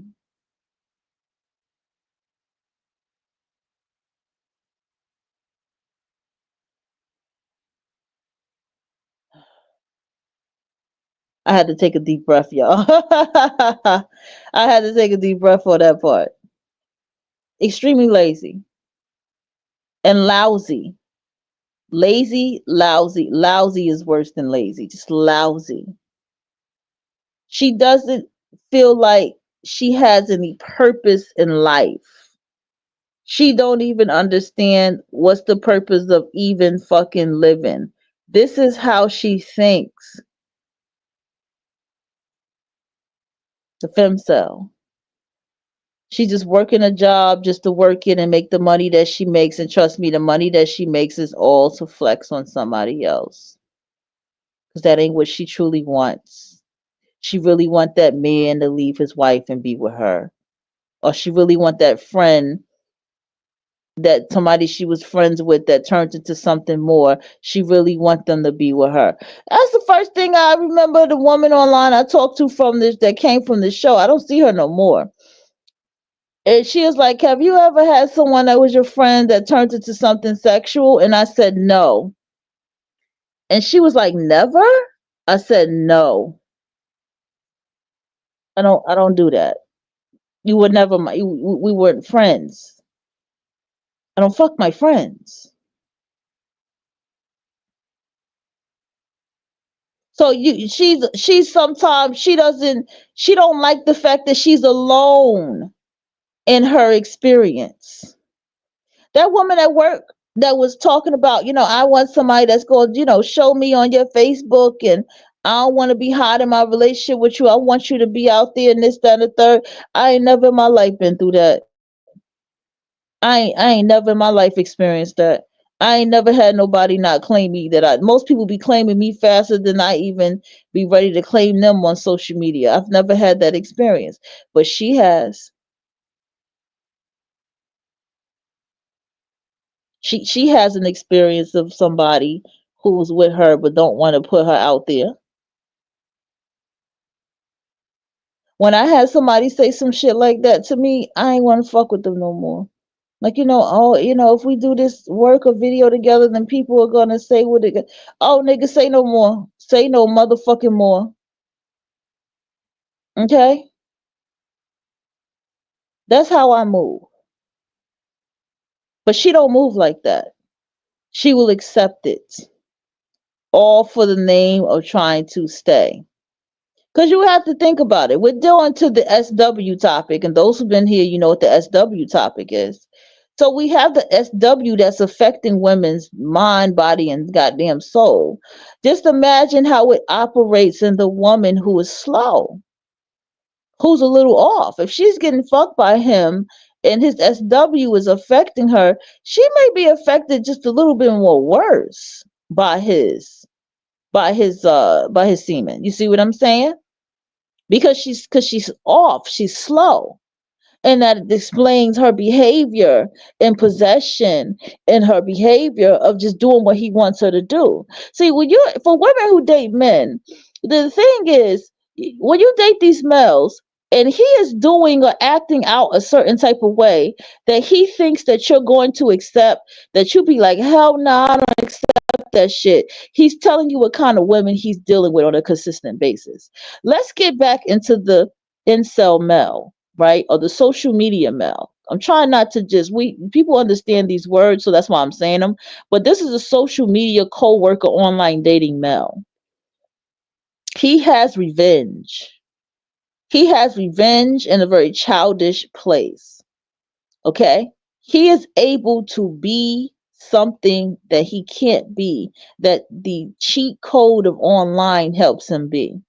He can sit down and talk to a woman and talk to her on like the party line or social media video. He can talk and talk, and he can build a relationship that goes on for 2 years of just talking and no physical contact until it becomes physical contact in a relationship.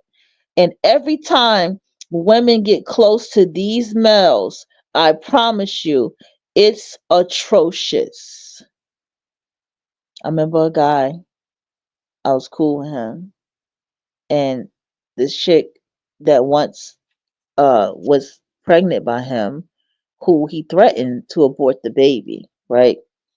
Because she was pregnant at the same time that his current girlfriend was pregnant, and his current baby mama was pregnant, the same baby mama that he was friends with in high school. You see the pattern?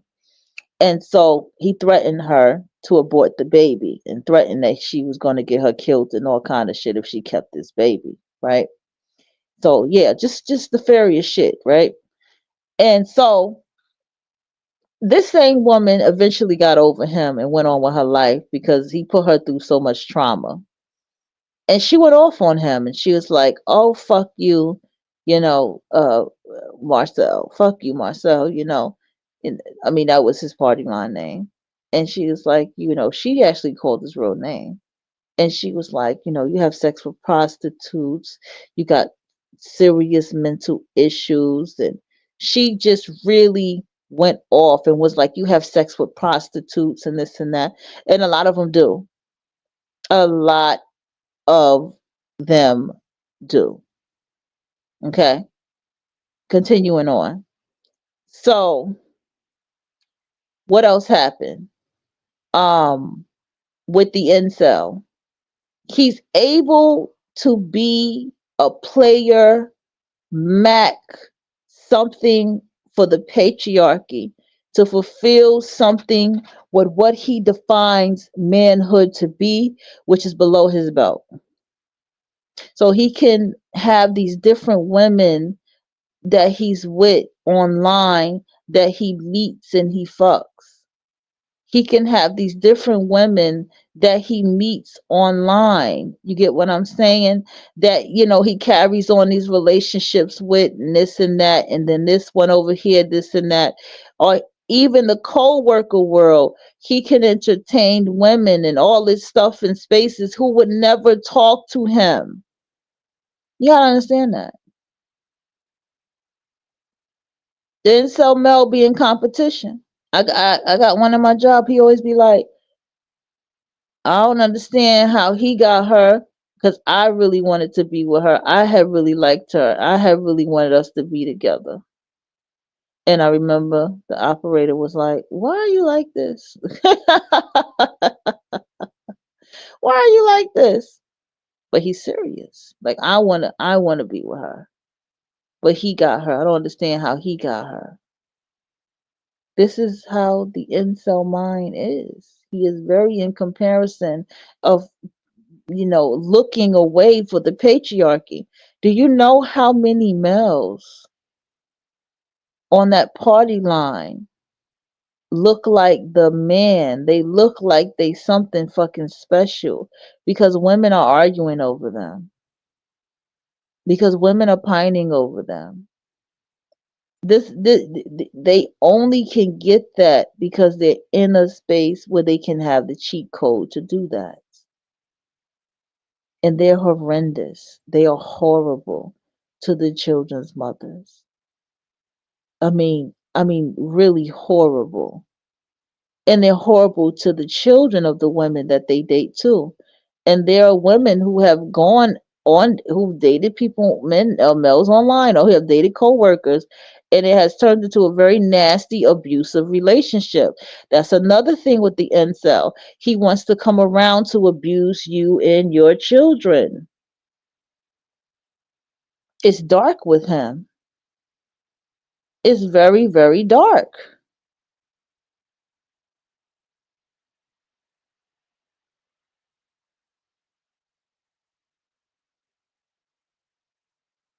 And why does it get this way? Because you have to go back into everything I told you about the party line and all these things and where it all stems from. I want to, for those of you who are listening right now, I want you to think about your personal life. Then I want you to think about your work life. Then for those of you that's online dating or on online sites, I want you to look at your online dating experience. And I want you to take your online dating experience and your social media experience and your coworker experience and tell me how it all connects. And I promise you, you're going to find a connection to all of it. Communication at work sucks. Communication online sucks. Communication on social media sucks. Nobody listens. Nobody listens at work. Nobody listens online. Nobody listens on online dating. Nobody listens on social media. You got people who listen to 2 seconds of something and start ranting. And you be like, well, did you listen to what I said? Because everything you're saying didn't have anything to do with what I said. Maybe you should go back and listen. You got people running and giving comments and they have to say, well, did you just look at the title or did you actually listen to what I said? It's the same thing with coworkers. You can say something to them and they say something crazy and you be like, but that's not what I said. That's not what I said. You see, it's the same, it ties into the same things on top of the same thing. And I just want you to understand that there is no separatism when it comes to all of these things that I'm talking about. How many podcast bros do you see at your job? How many fem cells do you have at your job? I guarantee you it'll probably be majority, if not most of your job that has this percentage.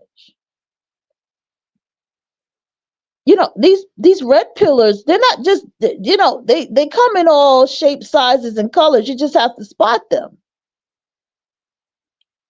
That grumpy motherfucker who you don't even know what the fuck his problem is. His problem is that he hates women.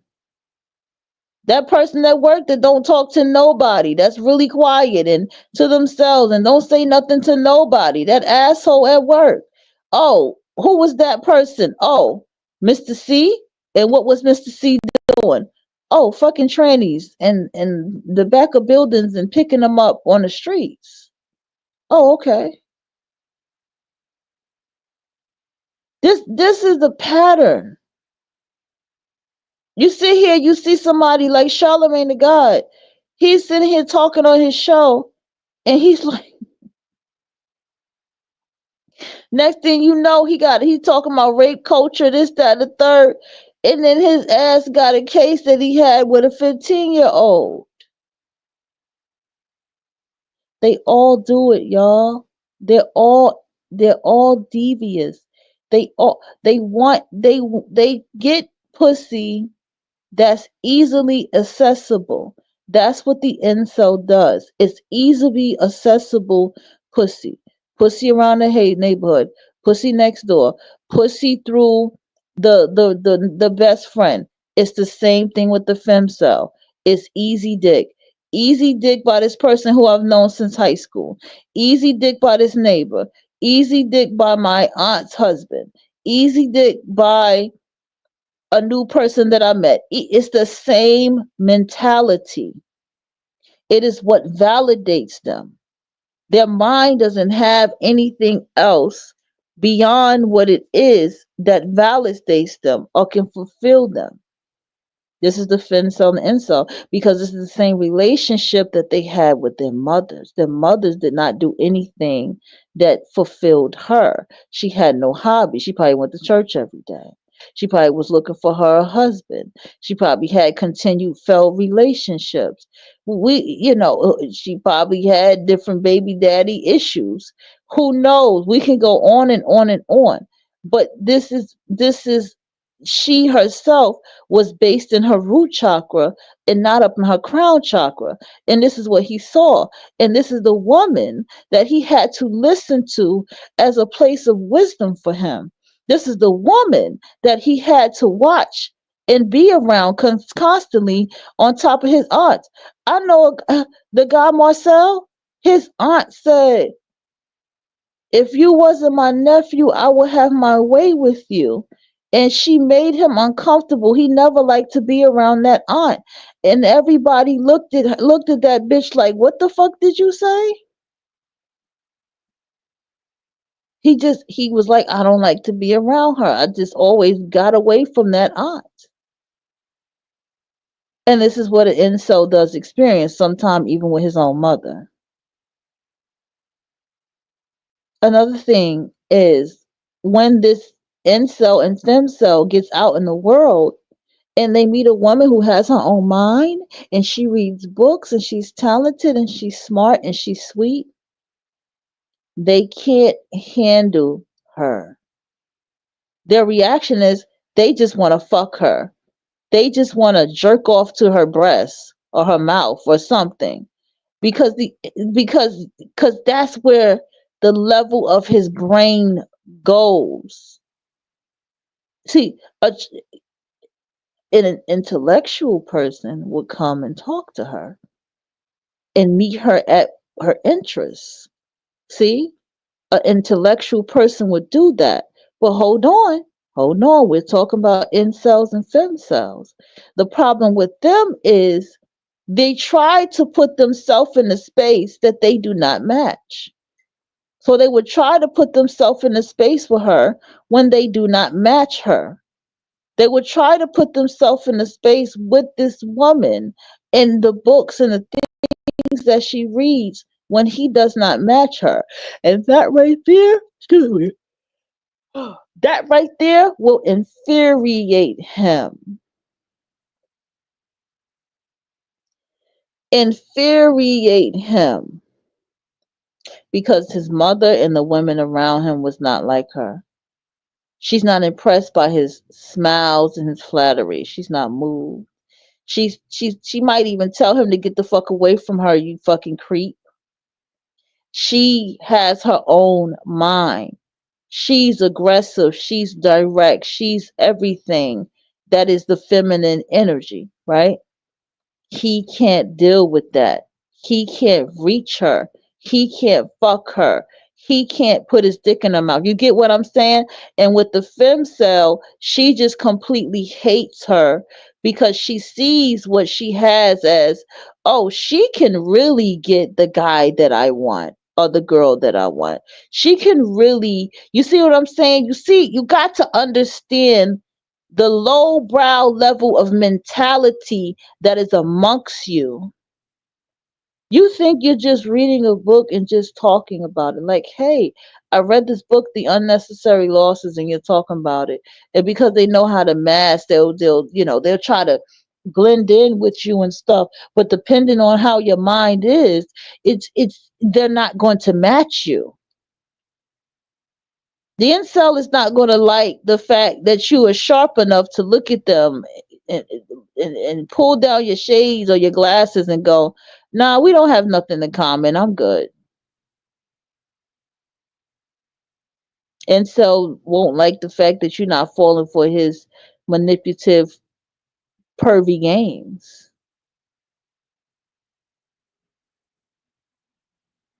Okay?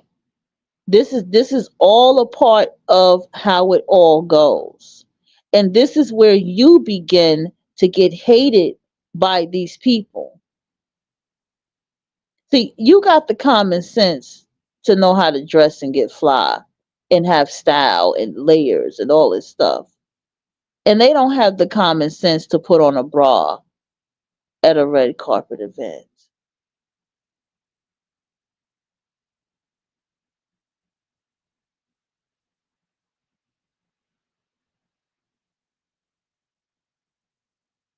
So, excuse me for that pause, okay? Because I was thinking.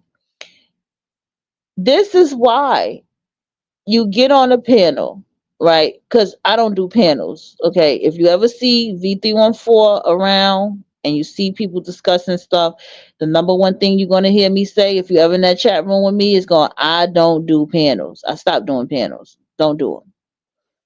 Here's the thing. Why is it that these people, just look at the conversations that they have. Why are they concerning themselves about how little girls are dressing? Why are they concerning themselves why how you can't tell children apart from boys or girls? Children at that. I don't think it's important. Why are they talking about uh how women are dressing when they come pick up their children? Just pay attention to what I'm saying. They always talk about women and children out of wedlock and multiple kids and multiple baby fathers, right? Just look at the level of conversation because they are still children in the mind. They are still teenagers in the mind. They are still very high school. They are in a space where they can't go higher than that because inside of their home and what they were raised around, these are the things that they talked about. Those fast little girls. Look what that fast little girl got on. See, remember the femcel is his mother. The mammy is his mother. Who this girl that you like? Get away from these girls. What you think psychologically that does to your son if you tell him to get away from girls? I've never told my sons to get away from girls. Never told my son. Only thing I said is give them their space. Don't be up under them like that. You can't do that. That's the only thing I said, but I never told him to get the fuck away from a girl. But that's what the mammy does. Stay away from the girl. You know what I'm saying? That girl is fast and look how she dressed and this, that, and the third.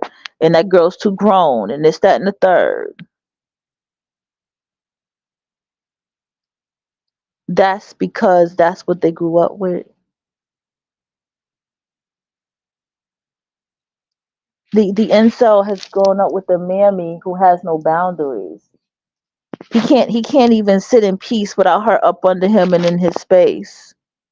Tommy Sotomayor said his mother inappropriate flirts with him and it confused him as a young boy.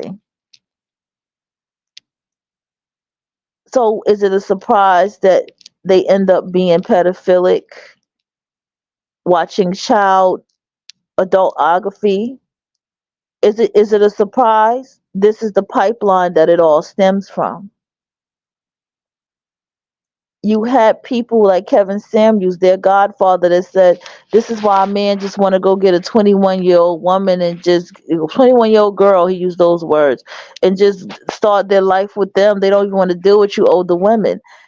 Why is older women such ill journey to them? Because they can't be with no grown woman because psychologically that grown woman is a reflection of what their mother and the women that raised them. You have guys that be like, I had strong black women around me, this and that. But it really started talking to those guys about what was going on. and guaranteed you a lot of those women are nothing like the woman that you are. Guaranteed you those women didn't game or do anything like that. Guaranteed you their life was spent around chasing a man all day or wanting a man to love them all day. This is what they had to see. And then don't get me started where they drag black women. Don't get me started on that topic and where all that stems from, because we all know where it stems from. But let's get back to the point. They get into these discussions and their conversations is other people and other people's business. Are celebrities. Oh boy, don't they love to envy chat about celebrities and get mad if you disagree with what they say. Look how rageful they get when you disagree. They got control issues too. There's some narcissism in there as well. But let's get into the femcel. What does she do? She does everything in her power to make sure women look stupid on her show or any podcast. She does everything in her power to be in power over other women, to look as if she is the smartest woman in the room. She is a fucking true pick me. What does she do as a femcel? The femcel has to brag about what her relationship. The femcel, she talks about things that are like, well, women who betray women, or women who try to get other women raped, or women who lie about being raped. She's a major, big time pick me. And the whole time she's a girl that has been essayed herself. And sometimes there's women that's never been essayed in their life, but they got so much to say to those who have, right? She talks about males in a way that is satisfying for the women amongst her, as if it's a feminist talk, but at the same time, she still defends males. She stands proudly next to the pedos, or convicted pedos, or convicted R words. She stands proudly next to them. She hides it and cloaks it in a comedic form. She abuses her daughters. She abuses the women around her, even her own mother. This is the femcel. This is how she moves. And I need you to understand that she is slow too. She was a teenage mother, and that was a shameful life for her. These people, I'm trying to tell you, the femcel, she is emotionally imbalanced. So nobody wants to be around the femcel.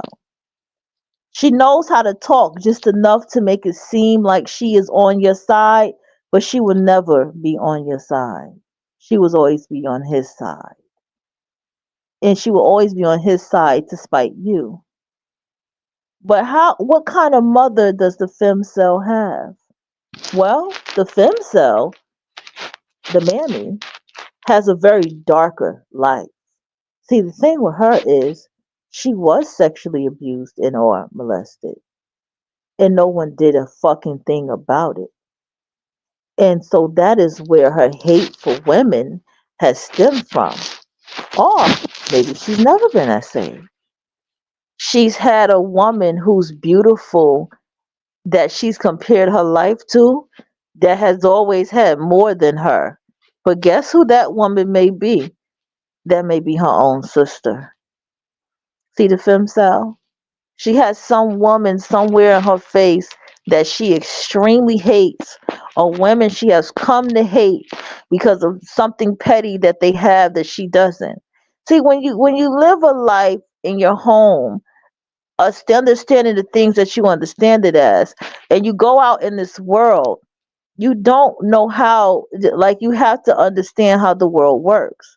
Well, the femcel understands that there are women that have pretty privilege and she doesn't. You see what I'm saying? And even if she has pretty privilege, she don't really believe that she's pretty. That's the thing about the femcel and the mammy. She could be very beautiful, but she does not think she's beautiful. She will throw beauty in your face. She'll say, I'm pretty, I'm pretty, I'm pretty, despite you, because she thinks that your self-esteem is low. But because if she didn't think that your self-esteem was low, she wouldn't say it. That's the femcel. That's what she does. That's why she talks about the things. Go look at the femcel. Go listen to this bitch called Crimson Tide, Crimson something. Her name is a whole big time mammy, and she got so much to say to women. She got so much to say to women. No smoke for the males. Just everything she got to say to the women because she's a pick me. That's the femcel. That's why she don't. This man ain't gonna never be with her, but she gonna stick around just to spite. Thank you, Crimson Curl. I couldn't think of her name. Crimson Crescent something. She's gonna be around just because she knows that her presence is gonna cause problems in that marriage or relationship, and that person's gonna be. It ain't even about the person being with her. It's just about her fucking up something. She's highly manipulating. She pretends to be what she's not. She puts herself in spaces that she's not. It's very similar. Hey, Lollipop. It's very similar to what I say about the incel. Because believe it or not, incels and femcells end up being together. As creepy as it sounds, they actually do end up being each other's partners or marriage partners, and then they end up raising children. They end up raising the daddy's girls, the mama, the boys, the mama boys, and yeah, it's the femcells and the incel parents do exist too. Okay, another thing, femcel is a daddy's girl. And she is very jealous of any woman who has a great relationship with her mother. She hates it. And if you have a femcel mother, she hates your relationship with your daughter and she's jealous of you. Femcells, even though they're not femcells because they're not involuntary celibate, these bitches are mostly promiscuous. Their walk tells me that they're very promiscuous. These femcel women are far more dangerous. Femcells / mammies, they are far more dangerous in the game. They're the ones used to infiltrate. They're the ones used to come into spaces and go back and report to the males. This is what makes them more nefarious. A man will go get the mammy femcel woman to come around you just so he can gather information on you. Yeah, it gets that deep out here. And let me tell you, femcells prefer partners that they can control. A femcell prefers a partner that, hold on, 8, 9, 10, 11, 12, 1. Ooh, that's a little steep. She prefers a partner who's a little off. And why does she prefer a partner who's off? Because the partner who's off is something that she can manipulate and control. And that partner can become what she wants to believe that they can become and before the world. But little does she know, everybody knows that her partner is fucking weird. And a lot of people probably don't even trust the kid around her partner. This is what the femcel does. She often dates younger than herself too. because she got that same shit with her too. The femcel will let you know that the partner she has is often slow. Oh, he has reading issues, he has a sex addiction. She always needs to tell you what's going on with him. She always needs to get so personal about what's going on with him while also being possessive over him. And she does all of this stuff because it's her way of bragging about him in her own strange kind of way. This is why I said she's a femcel. And she needs to advocate something. I don't know what that is, but if to me it always feels like she's just advertising that she has this man, this partner, this man in her life because whoever she got, she had to get it halfway retarded because that's the only way it would want her. I noticed there are two different types of femcells, the pick me and the man hater. I don't really like both because they center their energies around men. Could you get into the man hater femcel? I want to hear about the man hater because I think most femcells are pick me's and mammies. But if a femcel is a man hater, it's a significant man hater. She's not a full man hater. She's significantly hating a man who she didn't have her way with. That's how I see it. Because she doesn't hate men. She defends the fuck out of men. And she's harder on women. She would tell you that.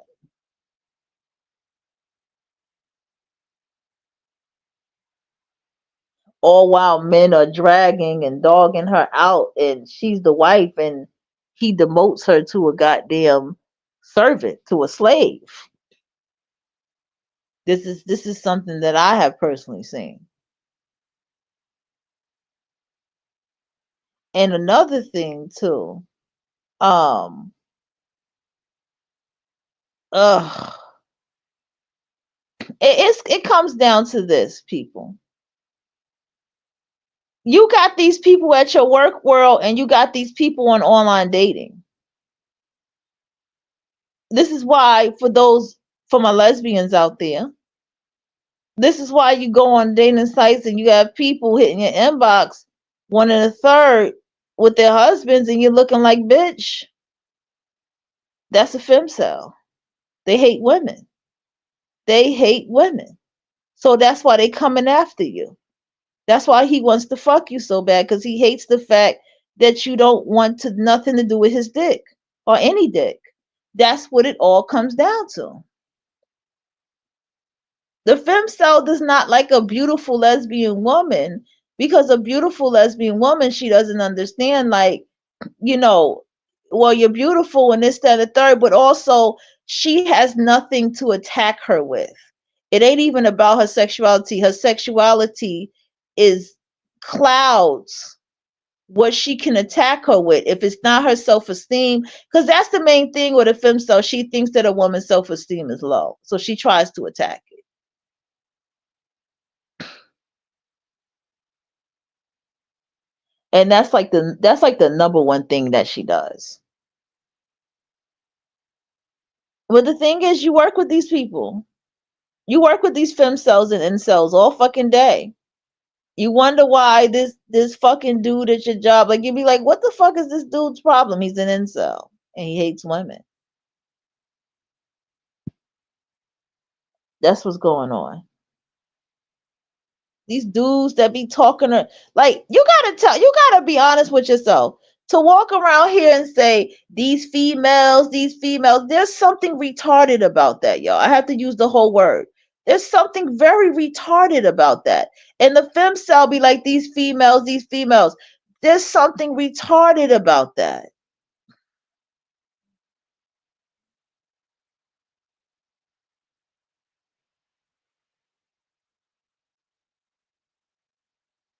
There's something slow and off about walking around here talking like that.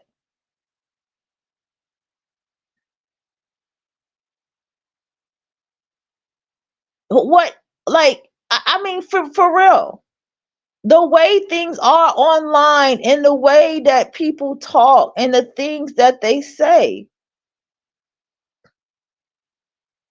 But you got to understand that you need to just free yourself, protect yourself, and listen to yourself.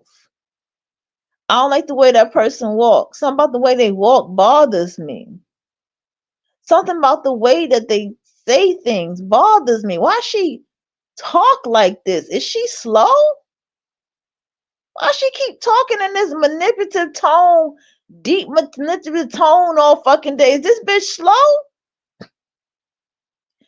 Why this motherfucker always got shit flying out his mouth? Is he fucking slow too? Like, does he hear himself? Is he slow? These things matter. These things matter. You went to an event to celebrate what and you came out looking like that? Oh no, I'm not fucking with you. Bitch, where's your bra?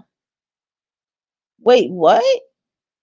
Is this what you choose to date? This dusty motherfucker? I'm good. This what you pining over and talking to me about? I'm good. This pervert is the man that was fucking you since you've been 13 years old. Okay, I'm good. One time a woman said to me, you ever had an older friend and you be bragging about your older friend and then once they get what they want, you don't see them no more? And I had nothing to say because I ain't never did no shit like that. So the femcel would like to take and project her experience onto you. She'll say shit like, yeah, fucking in the trap house and this, and you just be looking like, bitch, I ain't never did no shit like that. And this is what I'm trying to say with the femcel. I used to watch a lot of man-hating femcels on YouTube. Man-hating femcels act like they're woman-centered, but talk about men all the time. The harm they do, etc. is never how women can improve ourselves. Yes, that's why I say the man-hating one, okay, we're on the same page. She's mad at one man. Something didn't go her way and she's trying to manipulate it and to go her way. And that's why she's doing that. Because honestly, if you don't deal with males, you don't talk about them. They are stagnant, oftentimes dating men on the DL openly on their channels. Absolutely. Because, okay, let's go into the brain a little bit of a femcel. Just let's try, okay? She wants what? Control. She herself is what? Slow. Probably a little Riri too, but she's slow, right? Therefore, she needs somebody to control. So if she gets someone younger than her, she gets someone who's mentally damaged or unstable, she gets someone who comes from the femcel mother who had him in the church all day, or had him in the house all day, or had him in his room all day, he never went outside. He's easy to control. He's easy to make a baby father. He's easy to make a husband.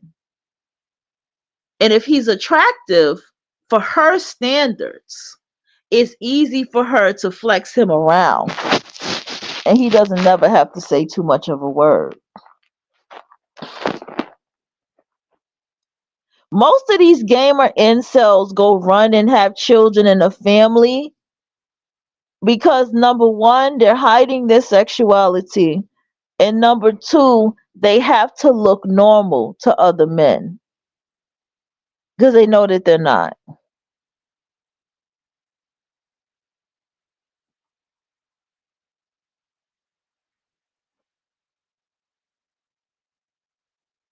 And these men are not even on the DL. They know what these men do because they eat their ass. They know what these men do. They, yeah, understand. They want control on a whole level. The femcel, the mammy, she needs to be in control. This is also the mammy who ends up being with that guy who don't have shit. He don't have shit, and she's sitting there with this like, you're like, well, what's the purpose? Because what she can control.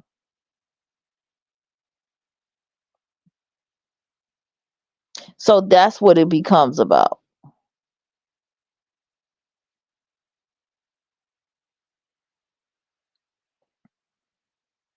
Oh no, oops, I mean the women date men on the down low. But yeah, that too. That's what I mean. They know that they know what's going on with him. That's the thing with her. She knows.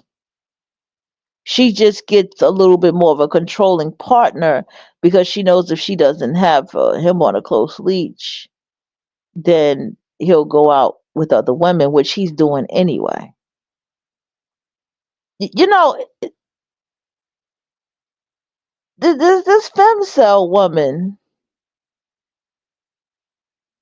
she has been around the block a few times. That's why I said she's not a femcel, because she's very promiscuous.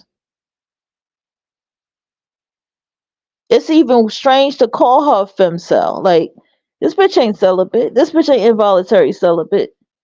This bitch probably not. She's just not getting what she wants. I think it's so easy to say that because even these incels are very nasty and promiscuous.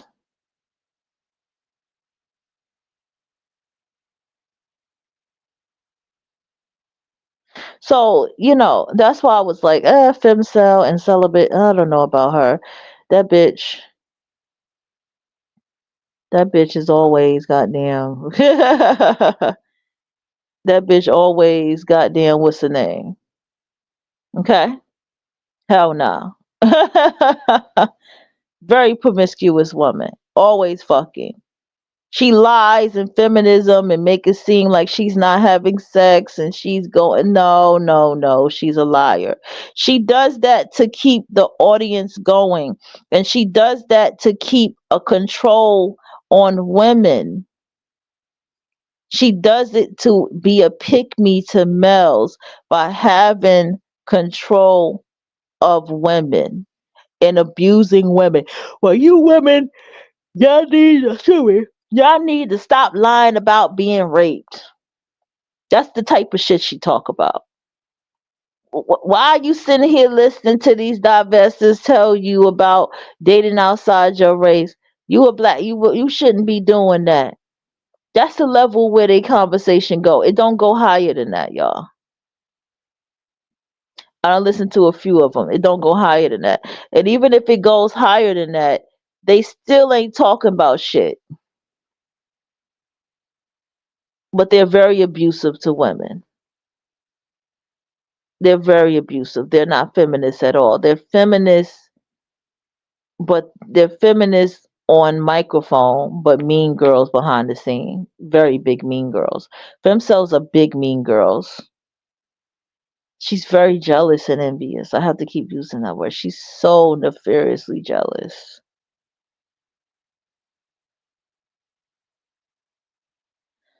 Okay, y'all. Is there any more comments? I'll wait for comments because I'm about to bounce. It's 3 hours, y'all. I don't talk to y'all for 3 hours. Y'all done got me at 4 o'clock in the morning to talk to y'all. Sleeping on the couch, woke up and decided to share this thought. And I'm glad that I did. I'm going to actually come back and listen to my own show. Okay, any more comments? Okay. Going once, twice, slamming the gavel. So let me just go in conclusion here. I'm going to continue this topic in many different ways. I didn't forget. I have nothing else to say other than I agree fake feminism are indeed mean girls. Oh, definitely. We need to keep that on the board. Um, I didn't forget about how I was going to play audiobooks and this, that, and the third. It's just that what something had happened. I don't remember what had happened that week. Oh, I got very busy that week. I was exhausted that week. Oh my goodness, I was exhausted. And also, we will get back into audiobooks, but it's about to come that time when I'm about to disappear for a little bit. So yeah, remember I told you I was definitely doing that. I'm still definitely going to do that. And so with that, it also ties into, how do I say this?